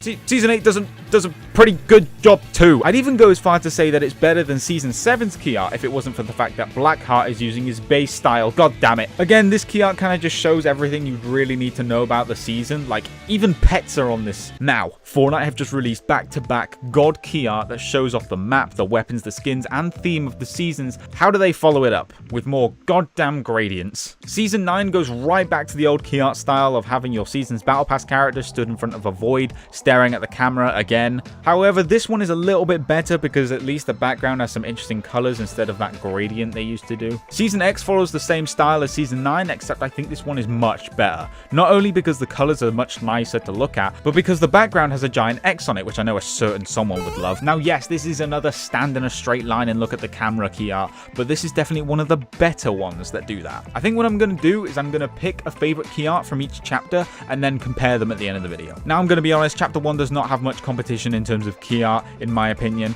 The gradient key art just doesn't do it for me in terms of representing a season, so I'd say it's between Seasons 1, 2, and 7 and 8. And I think I'm going to give it to Season 8 on this one, because it just looks the best in terms of composition and overall style, but it also shows so much of the season in a singular image, while Season 7 and 1 don't quite get there. Now, lucky for us, there are no more gradients for the rest of the video, and at the start of Chapter 2, Fortnite decided to lock in and give us one of the best key arts of all time. Fortnite Chapter 2 Season 1's key art is simply great because it's simple, and yet it shows so much. Look at that. It shows the whole map as well as some of the new mechanics like the boats. Even if this key art doesn't show too much of the gameplay or the Battle Pass characters, this is still easily top 10 Fortnite images of all time. Chapter 2 Season 2 gives us all of our main agents against a cool looking background, but not Peely, Deadpool, or Maya, because, you know, fuck those guys, I guess. This key art is just very visually appealing, and it's nice to look at sometimes. I don't have too much to say about it, but it shows off the Battle Pass skins, well, except for those 3 that we don't talk about. But it kinda sucks at showing the gameplay of the season. Like, from looking at this one image alone, can you really tell what the gameplay of the season is? There's a sword, a briefcase, and a bomb, and none of those are gameplay items. Chapter 3 Season 3 was incredibly easy to make key art for. All they really needed to do was to find a JPEG of some water and everyone would have gone crazy for it. Instead, they decided to give us one of the coolest key arts we've ever seen. It shows off all of the Battle Pass characters, even if they are in the style of a floating head poster. They also show some of the gameplay, like the sharks, and they even show the Fortilla too. This key art is great, the colors really mix well together. Nexus War, or Marvel Season 1, also gave us really nice key art. You had all the Marvel heroes against a background that fit really well, and then you had She-Hulk lifting up the battle bus, and Thor and Doom were showing off their powers, and although I do have some weird Mandela effect with this image, like, wasn't Galactus in here? This key art had almost nothing to do with the season except for the Battle Pass skins and the Sentinel Graveyard, which looks like Stonehenge for some reason. But it looks so good that I can't help but give it a positive score. Now, Season 5's key art was good, but it also kind of sucked. It did a good job of showing off all the characters in their best possible styles, except for Lexa, I guess. And the 0 point in the middle and the white lines separating the Battle Pass skins really helps show us what kind of season this is. But on the other hand, it sucks so bad. Like, I feel like this key art is a little bit misleading. They have one weapon that was actually in the game, and that being Mandalorian sniper rifle, and the other gun in this poster isn't even in the goddamn game, so why put it in the poster? Season 5's key art was a really good character and story poster, but it really sucked for showing off gameplay. Like, could they not have put the lever action shotgun in there somewhere? Primal actually had a really good key art. It showed off a decent amount of the Battle Pass, all of which were their best styles. They also have wildlife and show off a bunch of different weapons like the bow and the Primal shotgun. Yeah, take that, Season 5. Season 6 doesn't false advertise to me. Too bad everyone hated it. Season 7's poster looks great, and I really wanted to give it a high ranking, except it just straight up lied to us. Like, you've got the UFO tractor beaming all the Battle Pass skins, which looks great, and then you've got tilted towers for some reason. What? The Tilted Towers clock tower was taken out of the game 2 seasons ago. There isn't even anything in the game that remotely resembles the place where this key art is depicting. And this might not seem like a big deal to you, but you weren't there on Twitter when everyone was expecting Tilted Towers to be in the game again, despite us having Tilted Towers in the game 2 seasons ago. Season 8 does this too. Like Season 7, it does a good job of showing off the theme and the skins, but it does just straight up lie to your face. There are a maximum of like 6 or 8 cubes on the map at one time, and this key art and the trailer for this season actually acts like the map would have been full of them. Seriously, the crash sites were so tiny, absolutely 0 POIs got affected by the mothership crash, and instead there were like 6 crash sites that looked like poo stains. So Fortnite had to pretend there was more damage than there actually was by taking the time to design a location that was actually destroyed by the mothership, when in reality there was nothing. Yeah, I don't think I like this one very much. Chapter 2 definitely had steeper competition than Chapter 1, mainly because they weren't all goddamn gradients. But if I had to pick a favorite from this chapter, I'd probably have to go with Season 3's key art, because it looks so good while doing such a good job showing off the season and its characters without blatantly lying to you. Chapter 3 Season 1 had an amazing key art that I don't think nearly enough people talk about, because it shows off the map, the Battle Pass characters, and the gameplay in a cool way that Chapter 2 Season 1 just didn't. Like, you've got Spider-Man and the Foundation flying towards nothing, and you've got a goddamn giant tornado in the background. Like, it's great. Season 2, I think, has a really underrated key art because, like, yeah, it doesn't look that nice, especially when you compare it to Flipped and Nexus War, but it does do a really good job at showing the war theme of the season, with the battle buses and the blimps in the background, which didn't actually do anything in the season except get destroyed in the event at the end of the season. I like it. It's good at showing off the theme in the battle pass. But why did they use the prisoner style for the origin? Are they stupid? Next is Vibin. Now, what the hell was this? Now, Vibin was in a tricky spot to begin with because nobody knew how to market this season at all. The Battle Pass was filled with random characters like this chick and Darth Vader. Chapter 2, 3, and 4 absolutely sucked with Battle Pass theming, and this key art here shows it. Like, what even was this season? Like, yeah, it looks nice, but what was this season about? Like, even if they just throwed a bunch of characters in front of the giant reality tree, I feel like that would have given people a general idea of what the season was about. Next is Paradise, which is a pretty decent key art. It's very simple and basic, but it is effective. You've got the Paradigm and this guy and Spider-Gwen walking over oil. No, I know it's Chrome, but that is not how Chrome looked in-game. Why did they make it look like that? It does a good job of showing the season's theme and some of the Battle Pass characters, but that's about it, really. Now, I'm going to be honest, I don't think there's much of a competition here. I think it's Chapter 3, Season 1. Like, come on, it's obviously Season 1. Next, we've got Chapter 4. Now, I don't know what it is with this chapter, but visually, Epic Games decided to lock the hell in. However, everything else sucked. Season 1's key art does a great job of showing off the new map as well as the new weapons and gameplay elements, but my only question is how the hell did they get off this random hill in space? Like, how did that happen? Mega had some great key art. It showed the skins well as some of the gameplay and new POIs with some great color. If Season 9 had done something like this, there's a high chance it would have won the Chapter 1 segment. Now, Season 3's key art was definitely the worst from this chapter. It's just a bunch of characters running into a temple of some kind, and Optimus Prime is there now. Like, it's fine, but I don't know. I just don't really like it. Last Resort had a really good key art when it showed a bunch of the Battle Pass stuff as well as the gameplay, but where the hell is Kato Thorn? He's like the main dude of the season. He's like the whole reason anything happens, and he's not even on the poster. Instead, we get whoever the hell this guy is. Like, why is this guy so important all of a sudden? They put the least visually interesting character in the front 2 seasons in a row. What is up with that? As mentioned earlier, Season OG had a really cool key art where they kind of just flipped the original key art over and called it a day, but it works really well. It shows everything about the season as well as the new Battle Pass skins. It just looks really good. However, I am going to give the best key art of Chapter 4 to Mega. I don't know, it just looks really cool. Chapter 5's key arts were all very interesting because no matter what was going on in them, they all looked really grey and desaturated. Season 1 had a great key art which didn't show much of the map for once and instead showed the new train, the new shotgun, ballistic shield, as well as some of the Battle Pass. It's funny imagining that even Epic knew that the map wasn't really interesting enough to make into a key art, so they kind of just made it on a train instead. Season 2's key art was also really good. It had all the gods on the front, as well as the 2 new biomes and a cool split effect that looked really, really good. I can't actually think of much else to say about the key art. It was just really good. Season 3's key art was also really good when it comes to representing the season it comes from. It shows the biomes, POIs, weapons, Battle Pass skins, as well as the whole theme of the season, that being cars. My only problem is why the hell is Bright Raider on the front? Bright Raider had like one whole text bubble to read this season. Why wasn't Megalodon on the front, or even the Machinist, just someone that had something to do with the season? Like, Megalodon is all the way over there. Like, imagine if they made a 3D version of this instead. That would have been so much cooler. Like, you've got Megalodon, the main villain of the season, as well as the car theme, and in the background you've got the Wanderer, which would have really added some mystery to the whole season from the beginning. I don't know why I'm getting so heated over some Season 3 key art. I think I've hated every single Season 3 key art except for Chapter 2's. And finally, we have Absolute Doom. I think this key art is just overall pretty decent. It shows all the characters of the season except Hope, who for some reason, even though she's like the main character or something. It also shows some of the powers like Jones's shield, Shuri's claws, Pilverine's claws, and Emma Frost's mind powers. Whatever, it's pretty decent. If I had to choose a favorite from Chapter 5, it would probably be Season 1. I don't know, it just has this layer of simplicity to it that the others don't really have. Not to mention that it just conveys the whole season in such a good way with a fight on the train. Okay, so in the final round we have Chapter 1 Season 8, Chapter 2 Season 3, Chapter 3 Season 1, Chapter 4 Season 2, and we have Chapter 5 Season 1. And the winner is... Okay, I have a tie. I can't choose between Flipped and Underground, okay? I like them too much, which is why you have to choose for me. Skybasing, a long-forgotten art by the people of Fortnite, but not me. I never forget. Today, we have a top-secret mission. Win a game while skybasing. It's never been done before. Now, we've got to do this on the down low. Epic Games, Tim Sweeney, they're going to try and stop us. So we've got to do it under the cover of darkness.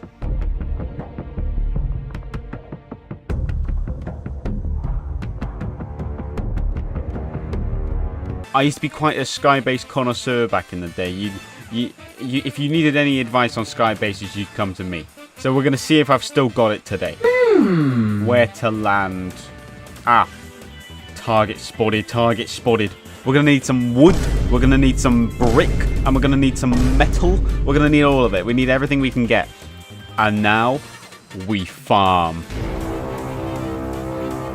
500?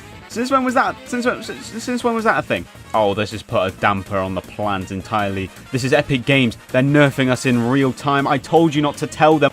This season, there is a secret weapon that not a lot of people know about.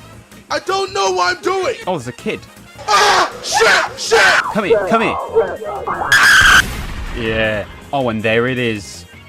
The secret weapon. Now, what sets me apart from the other 9-year-olds is this. This prevents full damage. That's right, you heard me correct. So even if some Justin shoots us out, we fall to the floor, we're fine, no problem, and then we win the match. Simple. Epic Games thought they could nerf us. Ha! Good one. We wait for the next circle, and then we start the Skybase. Alright, go.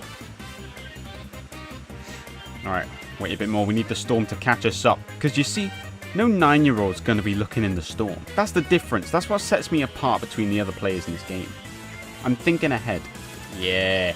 Yeah, that's it. Come on. There we go.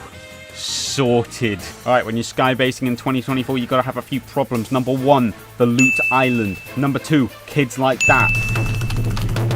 With 360-degree vision, you gotta watch out for those types. All right, the storm it's not too bad. It could be worse. All right, back on the move. We've reached height. Hang on, let me just bing bang. There we go. Top 6. Our materials are not looking too good. There we go. And we're washed. Oh my! Look how far it is. Do we jump off and risk it for the biscuit? There's no way we can make that. Surely not. Oh, it's all gone wrong. Oh, you know what?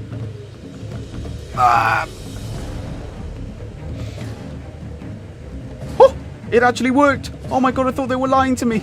Now, we just need to win the game. We've got optimal loot, high health, and high skill. Bandages! Oh, and a medkit. Now I know you're asking yourself, is winning the match even possible? Now most YouTubers, they'd go, no, surely not. And you know what I say? I say we're gonna win. Check this out. Oh no, there's a kid on the hill. Not me, you idiot. There's a kid up there beaming you. What are you on about? What are you doing? Idiot, man. Hello there. Who are you? There's a kid all the way up there. You know what they say? In times of need. Oh no, he's coming in. He's coming in with the car, man. Fucking meow. Yo, no way. We got the victory royale.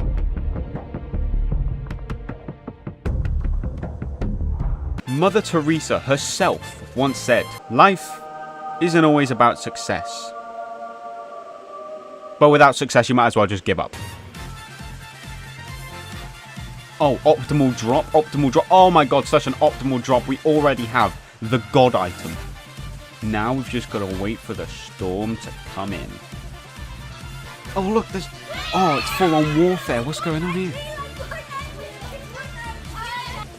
Okay, good. This hill is a good point to start the skybase off of. We're looking at a good start here. I'm not a big fan of the size of the zonage, though. It is quite big. It's got 3 whole biomes in it. Or as I like to call them, biomes. Biomes. Now we move. We have 3 medkits. We don't need to worry about storm damage. There we go. I think we've done it. And that, okay, well, it's quite the distance. Go.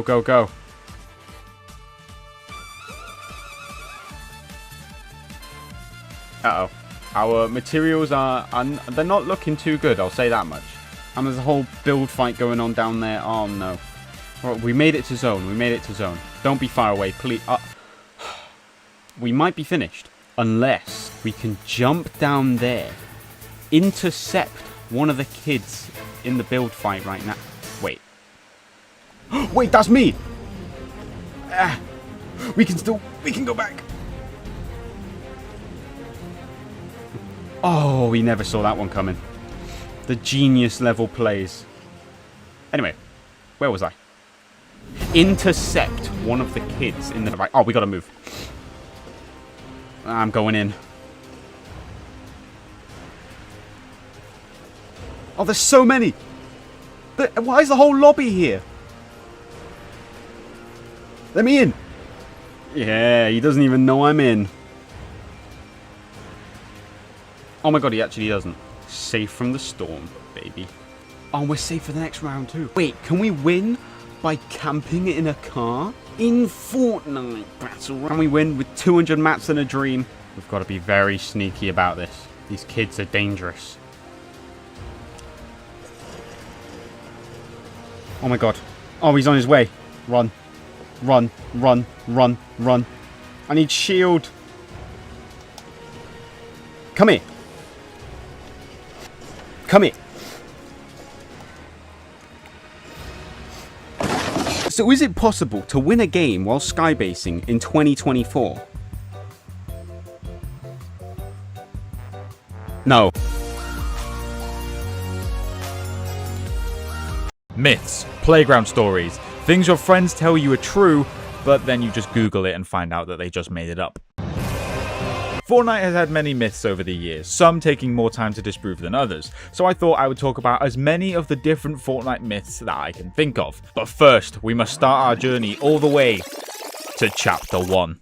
Ninja pacifiers. I want your baby sucking on me. Okay, that. One of the original Fortnite myths was that if you stayed at Wailing Woods while the storm had taken over the POI, you would be able to see Slender Man in the storm. He wouldn't do anything, he would kind of just stand there. After conducting some research, I could see that there were only a handful of Slenderman sightings in Fortnite. However, we are definitely not going to be taking those sightings as fact, considering that they looked like this. Now, you might be saying, Craig, wasn't this easily disproved by data miners? And to that I say the game was so young at this point that data mining hadn't become everyone's favourite pastime yet. And besides, everyone who believed this was 7 years old. It's not like they're going to investigate the game files themselves to find out whether it's true or not. Even I did this to see if it would really work.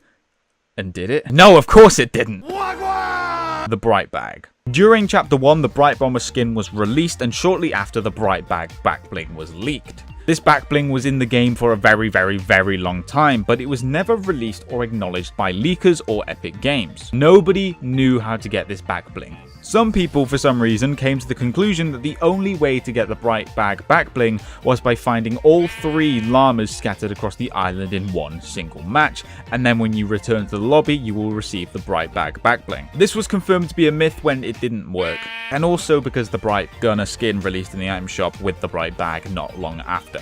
This myth in particular reminds me of all the old video game myths from back in the day, like in Super Mario 64, where you have to do every single action in the game 64 times to unlock Luigi, and I'm sure whoever came up with that is super fun to be around. The meteor destroying Tilted Towers. Throughout Chapter 1, Tilted Towers was at constant fear of being disintegrated right in front of our eyes. You had missiles, cubes, floating islands, ice storms, volcanoes, all things that were theorized to finally be the thing that destroys Tilted Towers once and for all. However, there was one rumor that had a lot more merit than the others, that being the meteor rumor. The rumor was that the meteor that was looming in the sky above the island in Chapter 1 Season 3 would eventually crash land onto the island and take out Tilted Towers with it. Now, why exactly did this myth have more merit than the others? Well, because it was true. Fortnite had originally intended for the meteor to destroy Tilted Towers, but the fact that everyone figured it out so soon made them change course and instead make it land at Dusty Depot. The bastards! But lucky for us, Tilted Towers was able to live another day, and it was never ever destroyed. Well, until it was. Twice.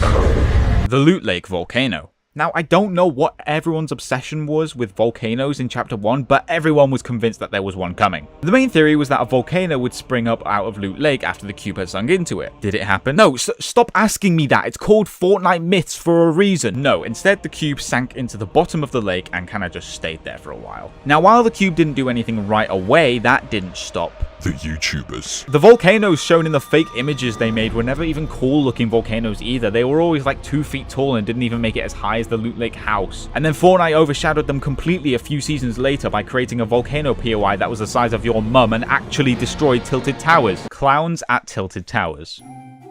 Someone suggested I include this in the video, and I have no idea what the hell this even is. I Google searched this topic to try and get some information on the subject, and for some reason everyone seemed to agree that at some point killer clowns terrorized Tilted Towers, when like, that didn't happen! Chapter 1 Season 7 fake trailer. Now, Chapter 1 Season 7 was one of the first seasons where content creators discovered a key metric in retaining views and growth on their channel. Lying.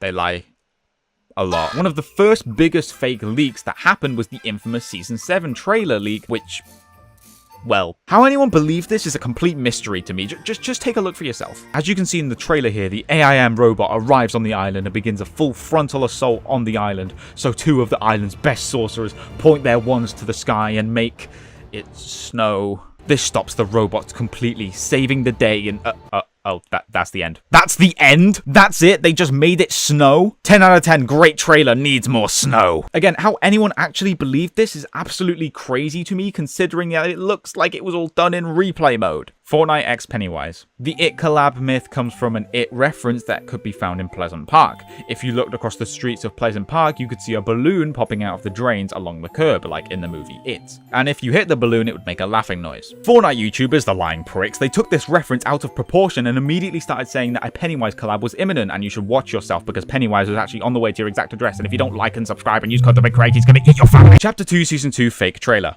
Chapter 2 Season 1 lasted 14 generations, and during this time there were no shortages of fake leaks that were used to try and trick the community into believing fake information about the new season. The most notable fake leak that came out during the build-up to Chapter 2 Season 2 were fake screenshots from a leaked Chapter 2 Season 2 trailer. These screenshots depicted an entirely different theme to the one we actually ended up getting. The color scheme of these images leads me to believe that it was going to be a season themed around the cube again, which was a very popular theory at the time due to the POI steamy stacks existing.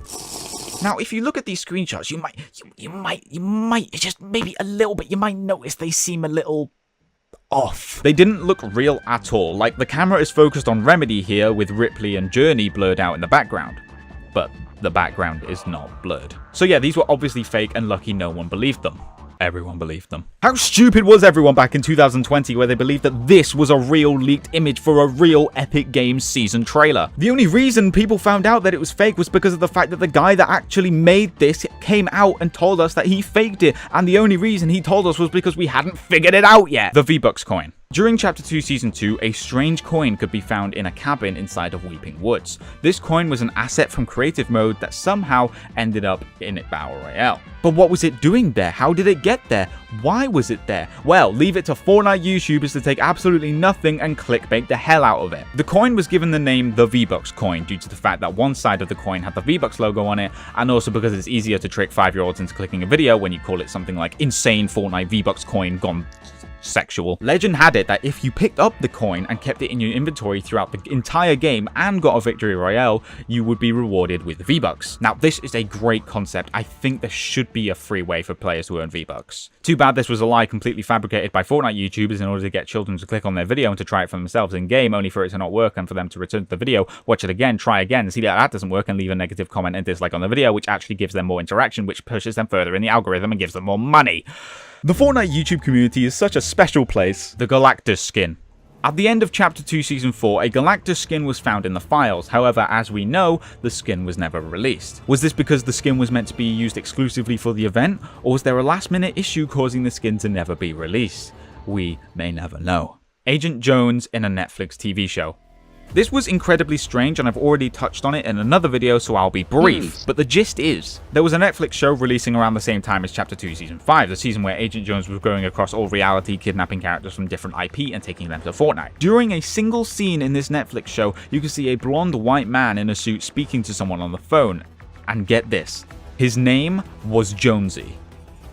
Huh? That is literally him. He is him. They are the same person. This led many people to believe that there was a collaboration between Carmen Sandiego and Fortnite. The show was called Carmen Sandiego. However, as time passed, we soon saw that there was no collaboration at all between these IPs. Was this because of an issue between Epic and Netflix, or was the Jonesy-like character's appearance in the show a total and utter coincidence? The Samus collab. This season was actually covered in leaks for collabs. One of the more popular ones was for Samus. Samus is a character from Metroid, which is owned by Nintendo, and there were apparently many leaks regarding Samus having a skin in the game. However, Nintendo apparently wanted Samus to be a Switch exclusive, and not in the way that, you know, Kratos and Master Chief have exclusive styles for the platforms they're owned by. I mean that you can only see the skin if you're on Nintendo Switch. So yeah, Epic didn't go through with that. However, interestingly enough, a Samus-shaped silhouette can be seen in the background of Batman Fortnite 0. Issue 3 when Batman is fighting Snake Eyes. How close did this collaboration come to being true?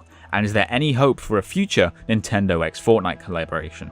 Why did I turn Australian? Sonic the Hedgehog X Fortnite. After Pac-Man released sometime in Chapter 3, people began making more concepts for other characters that might be able to turn into back blinks, like Pac-Man and the Ghosts. Sonic was one of them, and then somehow a lot of people were convinced this meant he was definitely coming to the game. I won't lie, some of you are really stupid, but it's okay because now I get to make a video on it. Grotto Flood Draining. In the final seasons of Chapter 2, there was a popular theory that the grotto would eventually dry out after being flooded by the water storm in Chapter 2 Season 3. This didn't exactly have zero evidence behind it because at random points during Chapter 2, the water level of the grotto's helicopter entrance would fluctuate, which led people to believe that it would dry out. But it didn't. Colombo inside of Covert Cavern. Colombo was one of the most iconic parts of Chapter 3. So much so that 2 years later they inspired a whole update for LEGO Fortnite, The Lost Isles. So guys, what is the lore significance of Colombos being made out of Lego when they're babies? This is so epic. However, after their debut in Chapter 3 Season 1, they mysteriously disappeared after Season 2 started and were never seen again. Players scoured the map searching for where Colombo may have gone to, and eventually they found a Colombo skeleton in the snow outside of Logjam Lumberyard. This led many players into believing that the Colombos were killed during the war between the Seven and the Imagined Order. And to that I have to say, of course that didn't happen. Nobody stays dead in Fortnite except for the Seven. However, another popular theory was that the Imagined Order captured all the Colombo and locked them up inside of Covert Cavern. This was supported by strange animal-like noises being heard behind a door inside of the cave. However, as we all later learned, the Colombo simply left the Fortnite island on their travels back to the Lost Isles. The Devourer inside of Covert Cavern. This myth/theory is actually almost identical to the last one. The skeleton of the Devourer was uncovered outside of Tilted Towers, and strangely, soon after, animal-like noises could be heard behind this door and Covert Cavern. That, combined with the fact that the mech was returning in the live event for the season, led many people to believe that the collision event was actually going to be more of a Final Showdown event version 2, where the mech would fight against the Devourer under the control of the Imagined Order. As we all know, this never actually ended up happening, despite all the signs. Was this another Chapter 3 story thread that had to be cut short?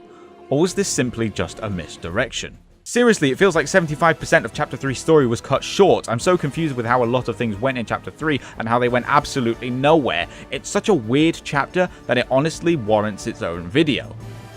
Hint: the Doctor Who collab.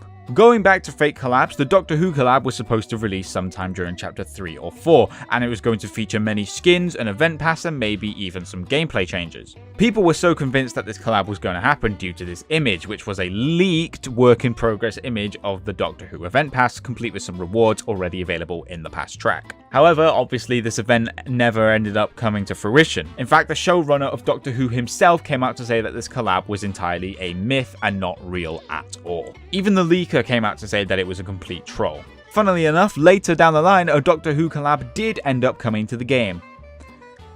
And it was ass. Chapter 3, Season 5. Now, we all know that ever since Chapter 3, Fortnite chapters have lasted a year, and within those years we'd have Seasons 1, 2, 3, and 4, and more recently we'd have a rewind season at the end of the chapter to get us ready for the next chapter. However, it seems like Chapter 3 wasn't always going to end after 4 seasons. It seems like the original plan for Chapter 3 was to have 8 or 10 seasons, similar to Chapter 1 and 2 before it. However, it was cut short. It's come out that a lot of the elements from Chapter 4 seasons were actually supposed to happen in Chapter 3. There's quite a bit of evidence to support this. Some of the biggest evidence, in my opinion, is the fact that the seasons for Chapter 4 were apparently released out of order, meaning that the seasons we got in Chapter 4 were supposed to be released differently to how we actually ended up getting them. I think I remember hearing that Mega was actually supposed to be the last season of Chapter 4. Let's also not forget that when the top half of the Chapter 4 island collapsed, revealing the ancient jungle beneath the island, Dr. Sloan was found in the same tank that she was in when she was defeated in Collision, which took place during Chapter 3, where she got pelted to the bottom of the island,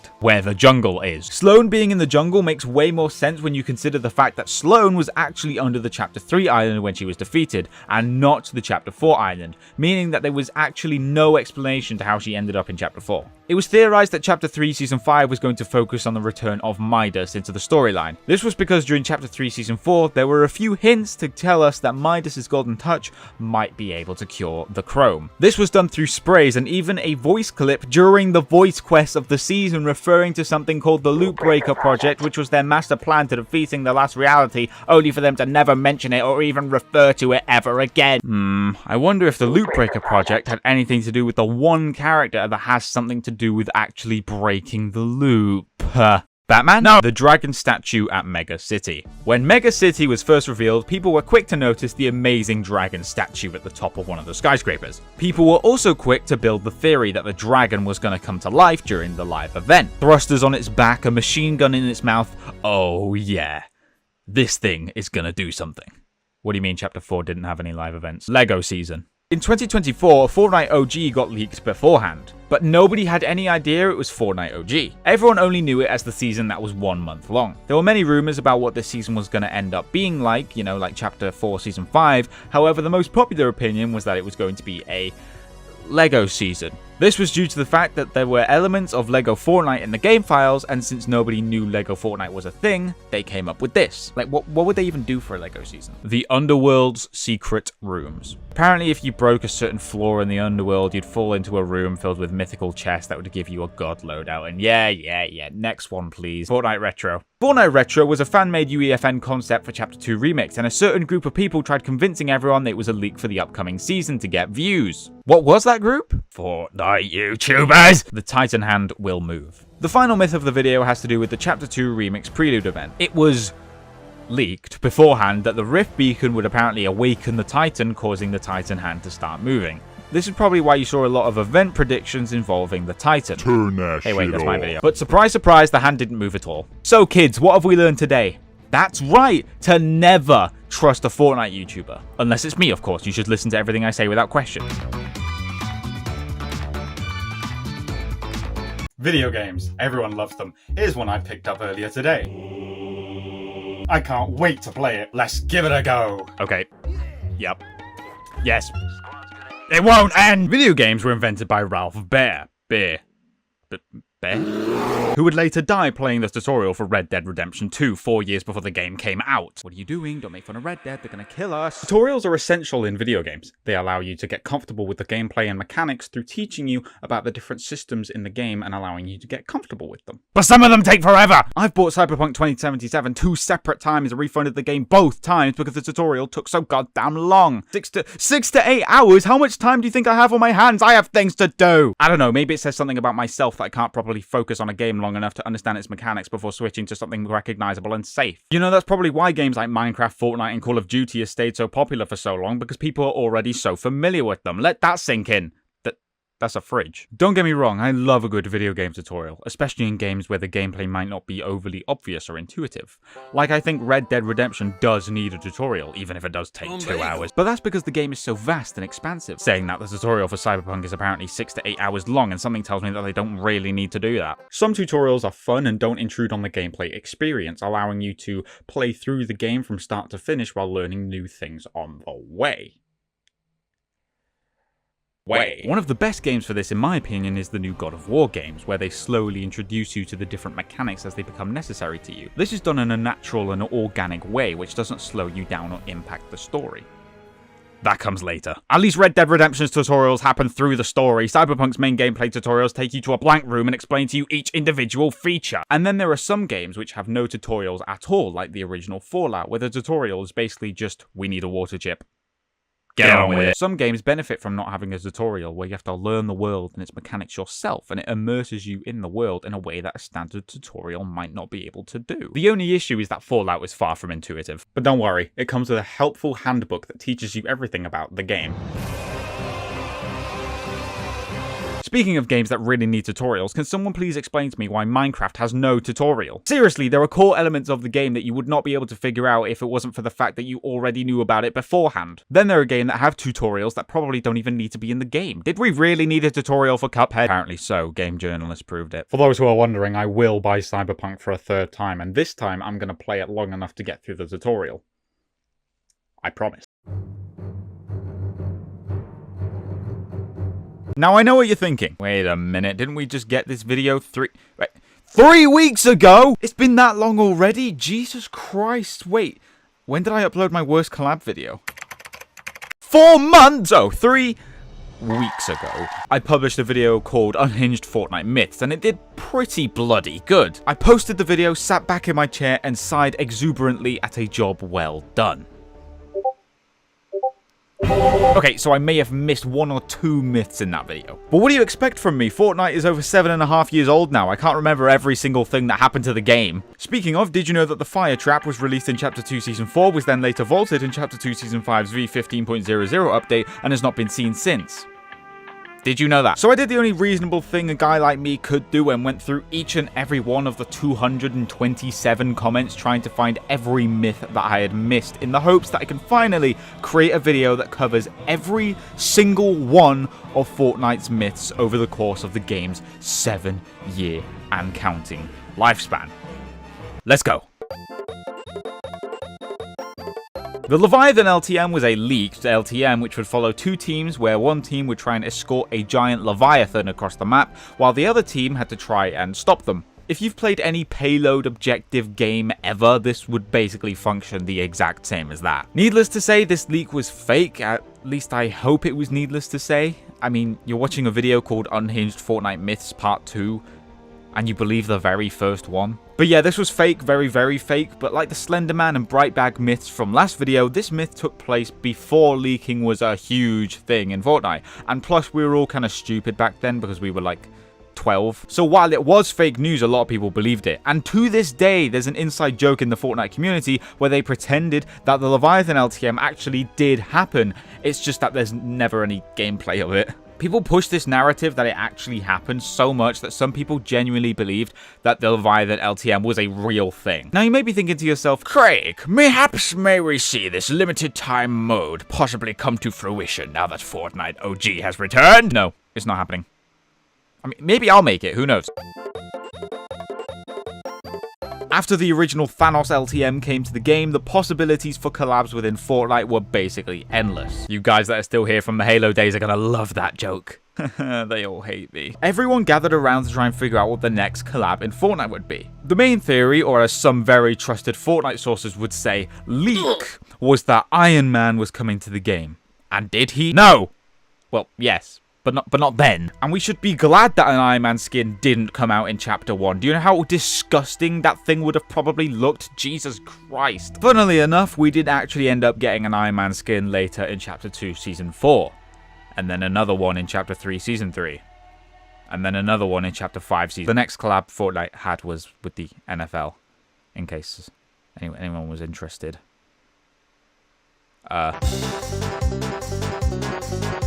POV! The volcanic debris just slammed into Polar Peak, revealing a giant eyeball of an ancient creature buried within the iceberg. Bottom text. Now, the story goes that the Devourer was a dangerous creature imprisoned by the Ice King and held on his ice moon. But obviously we didn't know that back then. So, what's the next logical step? Run! It's Godzilla! This is probably one of my favorite Fortnite myths of all time because it was 100% definitively never in a million years Godzilla, and yet it was still somehow plausible.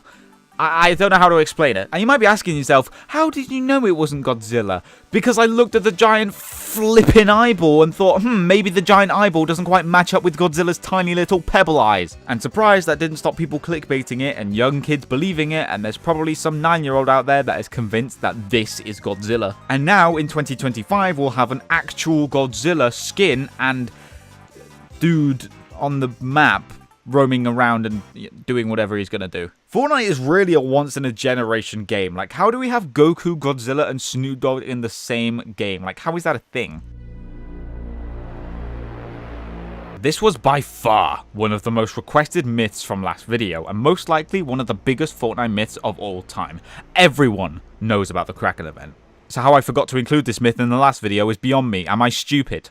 The Kraken event myth was created in Chapter 2 Season 1 because the season was so boring. There were like 2 camps of Fortnite creators back then. You either made a fashion show or you streamed a fake Kraken event. It was one or the other. There was no in between. What was the Kraken gonna do? Where was it gonna come from? Why was it there? None of these questions were ever answered because the Kraken event was obviously not in the game. The renaissance of the Kraken event kind of lasted from Chapter 2 Season 1 to Chapter 2 Season 3, with it dying for a little while in Season 2, with it having a resurgence in Season 3 because of all the bloody water. The most famous Kraken event streamer was this guy, and if this guy thinks that I'm annoying, then Jesus Christ, just wait until you get a load of this guy. Oh my god, guys, it's somewhere in the water. Oh my god, guys, it's in the water. It's in the water. Everyone spam it from the chat to the water. He's in the water. He's in the water. Oh my god, guys. No. The Catty Corner IO bunker was on the Chapter 2 map. What was this script? The Catty Corner IO bunker was on the Chapter 2 map for the entire time. This script doesn't make any sense. The Catty Corner IO bunker was on the Chapter 2 island for the whole chapter. And it didn't open until Chapter 2 Season 8, the final season. Everyone had their own little theories as to what was in the bunker and what it would do. Is it Chaos Agent's secret base? Is it where Agent Jones was gathering the hunters? But it became obvious after Batman's 0 point that it was probably an IO bunker. And it was. It was pretty underwhelming, to be honest. I'm sure you've heard of Smash Bros before, but it's this big crossover fighting game where a bunch of characters from gaming legends come together.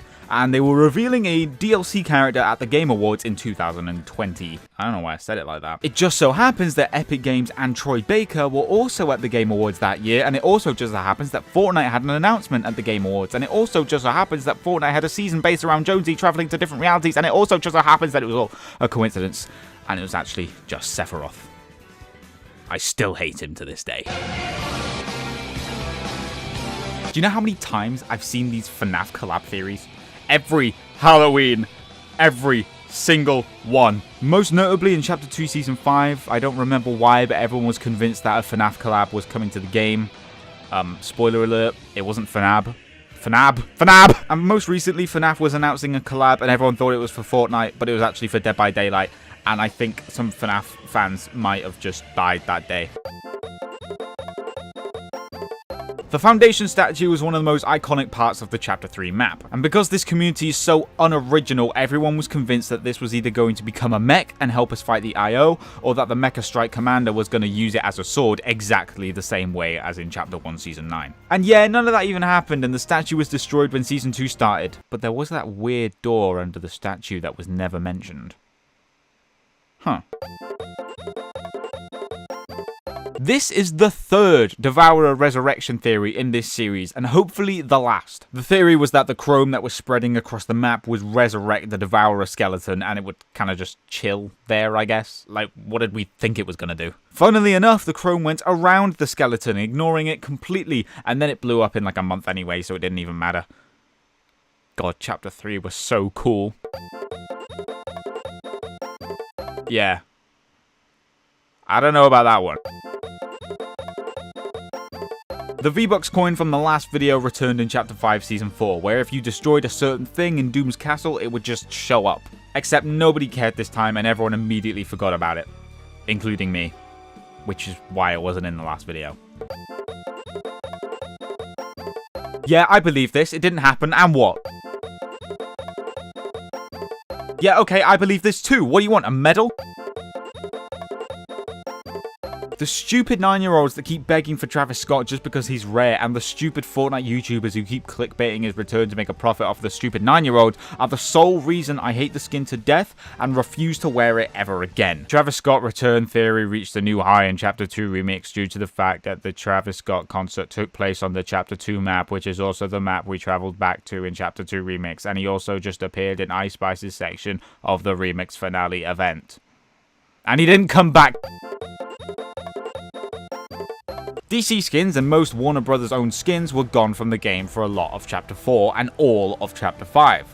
Which was weird. No new collabs, they didn't come back to the shop, hell, they didn't even get Lego styles. What the hell happened? Where did DC skins go? The theory was that Disney pressured Fortnite into not collaborating with DC anymore so that they would have more Disney IP skins in the game. The other theory was that Warner Brothers were completely banking on their Multiverses game working out and refused to continue their collaboration with Fortnite. And it didn't work out. My personal theory is that Disney requested a 1-year exclusivity deal with Fortnite to implement a lot of their own IP into the game. I believe this even more now because of the fact that exactly 1 year since Chapter 5 launched, we're starting to get Lego styles for DC skins as well as the DC skins starting to return. Suspicious, huh? Wait a second, we did this last video. We're doing it again! So OG Fortnite came out, and with it came Wailing Woods, the home of Fortnite's biggest myth. Slender Man. The legend goes that once the storm takes over Wailing Woods, Slender Man will reveal himself. And today, we're gonna find him for ourselves. Before we go see him, use code BigCraigd in the Fortnite item shop. It really helps me out. And also subscribe and comment if I missed any myths. I probably did. Let's go. Okay. If my sources are correct, and they usually are, Slenderman should be right here.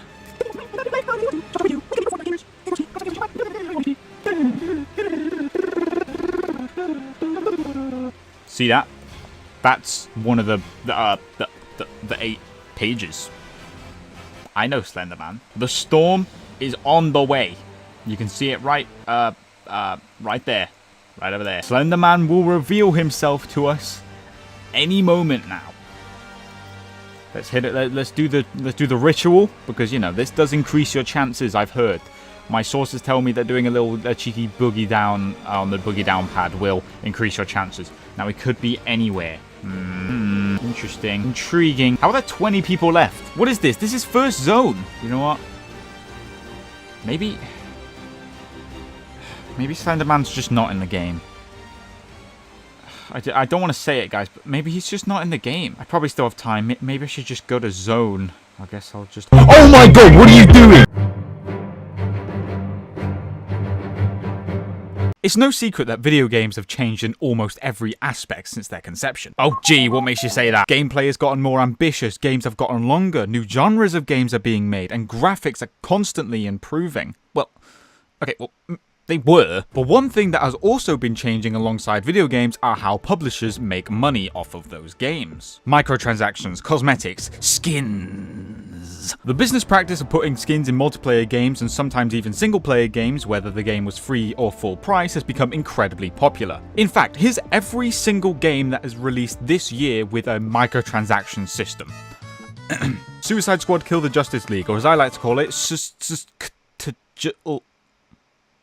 just rolls off the tongue, doesn't it? A full-price game, by the way, just thought I'd mention. Call of Duty Black Ops 6, also a full-price game. Multiverses, Helldivers 2, a half-price game, and you could earn currency in-game. We'll talk about that later. Star Wars Outlaws, full price. Tekken 8, full price. Dragon's Dogma 2, full price. And get this, you have to pay for fast travel in a single-player game. Dragon Ball Sparkling Zero, which I believe were just fighter packs like in Smash Bros. WWE 2K24, which is a full-price game. EA Sports FC 25, full price. Marvel Rivals, Stalker 2, Zenless Zone Zero, obviously, Skull and Bones, and to be fair, this one gets a pass. It is the first quadruple A game. Concord, the same price as Helldivers 2, except you know that game made $0. So I almost considered just not including it at all. That's everything I found, but knowing me, I probably forgot some, and even if we take away all the free-to-play games, which kind of can be excused for this, we are still left with 12 games with either an item shop or a really stupid microtransaction system, and I only listed 15 games. But how did we get here? What led us to this point? Well, at first it was simple. You buy a game and play it. It was a one-time transaction. Then came the age of DLC, things like story expansions, map packs, and maybe an extra item or two for you to use in-game. This practice is still used today, however, mostly for single-player games. This is because adding DLC for multiplayer games presented quite a large flaw. That being that different players were able to experience different versions of the game. Essentially, it locked players who did not pay for the DLC to the base game, while those that did pay for the DLC were able to access the extra content. This was a problem because there are always less people buying the DLC than the base game, which means that the players that did buy the DLC were basically punished, and if they wanted to play with the content that they paid for, they'd have to matchmake with people that also had the DLC, instead of just people who bought the base game and DLC players. I hope that made sense, because the next part of the video kind of hinges on that entire concept. So multiplayer games couldn't make any extra money off of DLC because of how it affects gameplay, which was a problem because multiplayer games are constantly taking up resources because they require servers to stay online. And servers cost money. So we could either leave multiplayer games in the dust, keeping the servers up for as long as the game sells, which is probably what happened with Concord actually, or they could come up with a new tactic. I don't know when, I don't know how, but suddenly things started to change. Gone were the days of paying for a game and being able to play everything on it. Oh, no. There were skins to get. Thanks, Bethesda. Battle passes to grind. Thanks, Fortnite. And loot boxes to open. Thanks, EA. And the best part was, they were all pay to win! Yay! These days, games usually follow a microtransaction service of basically paying for cosmetics in the game that don't affect gameplay, even though there is still a certain someone that is quite fond of a little thing called pay to win. Pay to win is in the name, really. You pay the game money and you unlock something that makes you better than all of the peasants. This practice isn't used too much in games today, but back in 2016... It was inescapable. For me, the most notable pay-to-win thingies in video games were the rec packs in Halo 5, which luckily only really affected Warzone, thank God, and Star Wars Battlefront 2. Now let's be honest with ourselves. We all know what I'm gonna say next. The intent is to provide players with a sense of pride and accomplishment for unlocking different heroes. They locked half of the characters behind a paywall. Oh, but don't worry. Us peasants would be able to unlock Darth Vader through playing. Through 40 plus hours of straight gameplay. And not only that, they had pay-to-win loot boxes too, as if paying for heroes wasn't enough. This led to a lot of legal drama involving EA and how they were pretty much encouraging gambling. And Star Wars Battlefront 2 was rated 12. And I don't think you can gamble when you're 12. After this, EA quickly removed all the pay-to-win aspects of the game, and now the heroes can be unlocked from the start, and pretty much all skins can be unlocked through gameplay. Star Wars Battlefront 2 is considered to be a pretty good multiplayer game now, especially if you play on PC with all the mods, even if EA dropped all support for the game for Battlefield. I will never forgive you for this. All the legal drama revolving around loot boxes quickly scared the other companies from getting them out of the game, apart from EA? So companies quickly saw what Fortnite was doing with their item shop and battle pass and quickly adopted their own form of item shop or battle pass, where they would typically sell some form of skin, nameplates, or weapon skins. Now on the surface, this isn't necessarily a bad thing. Multiplayer games need to make a profit to survive. If the game isn't making any money, then there is no point spending money in order to bring new content or keep the servers open. That's fine. The problem starts with the pricing of these cosmetics. At the beginning of Fortnite's life cycle, they were selling $20 skins on the regular. Skins like the Raptor or the Power Cord were $20 a pop. These days, Fortnite would probably sell these skins for much cheaper than they were originally priced. But then again, last year Fortnite tried selling a $35 car in the item shop. Jesus Christ, you might as well buy an actual car with that price. They did lower these prices eventually because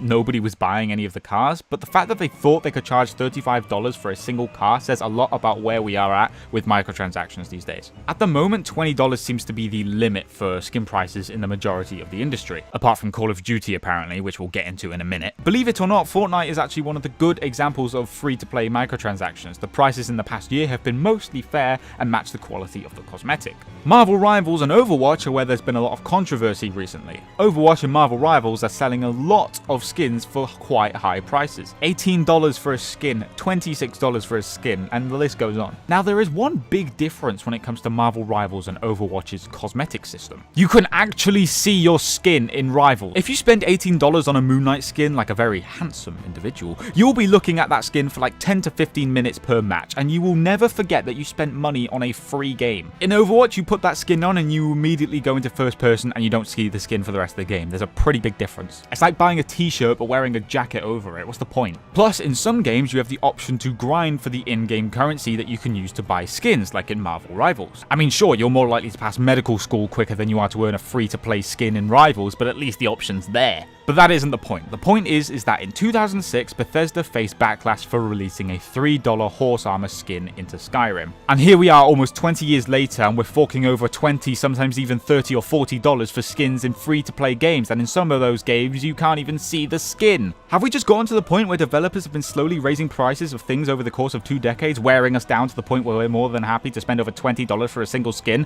Yes, that's exactly what happened. But at the end of the day, these are free games, and as mentioned before, these cosmetics are just that. Cosmetics. They don't affect gameplay in any way, and it's not like Epic Games is holding you at gunpoint, forcing you to buy whatever they've got in the item shop that day. If I like a game and want to support the developers, I'll be more than happy to spend some money on the game. But there's one slight problem. Some games aren't satisfied with free games getting microtransactions and paid games having one purchase. Oh, no.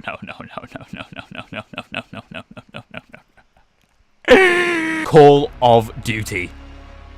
Call of Duty sells skins in their item shops, which you can use in Warzone and sometimes in some of the other COD experiences, depending on how they feel that day, I guess. And you might think that's fine because Warzone is free. But you know what isn't free? Every other game. You buy Call of Duty Black Ops 6, you load up the game trying to play some multiplayer, and you immediately bombarded with messages of the day about the item shop and messages begging you to buy the battle pass. That combined with the useless UI that almost seems maliciously created in the hopes that someone accidentally spends money on their game doesn't exactly lead to a bloody good time. You release a $70 game every single year, and you have the gall to beg me to spend more money on your game. Hell no. At least Black Ops 6 is a good game. They were doing the same thing with Modern Warfare 3 last year, and we all know how terrible that was. some of the skins don't carry forward. So I can't use my Black Noir skin outside of Modern Warfare 2 and 3 and Warzone, which is clearly intentional because all of the Black Ops 6 skins also work in Warzone, which tells me that they can work perfectly fine together. Activision is just choosing not to allow them to be carried forward, which they just so happen to have not mentioned until pre-orders for Black Ops 6 were open. And it doesn't even end there. Activision are also using AI to create some of the cosmetics in the game. Look at that, it has 7 fingers, kill it! Suicide Squad and Marvel's Avengers, God rest its soul, tried doing this too. And clearly it didn't work. The only reason COD is getting away with it is because it's too big to fail, the gameplay's good, and the skins look good, so I guess it isn't a shock that this didn't exactly sell well. And what annoys me most is that there is a proven way for companies to do this well.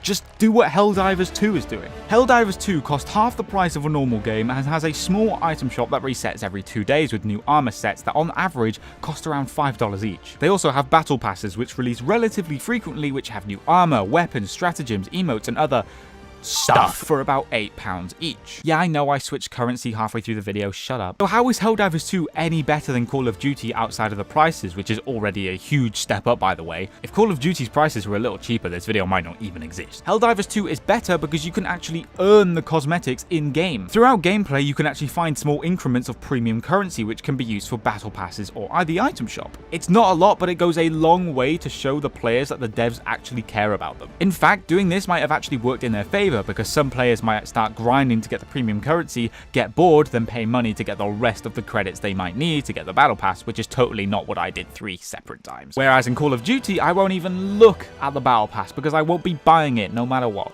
If you take anything away from this video, I'd say I don't have a problem with video games having microtransactions. I definitely understand it for free-to-play games, even if the prices are a little high, and I also understand it for smaller priced games like Helldivers 2. But I do not understand it for a full-price game that costs $70. Oh, see, we're back on dollars again.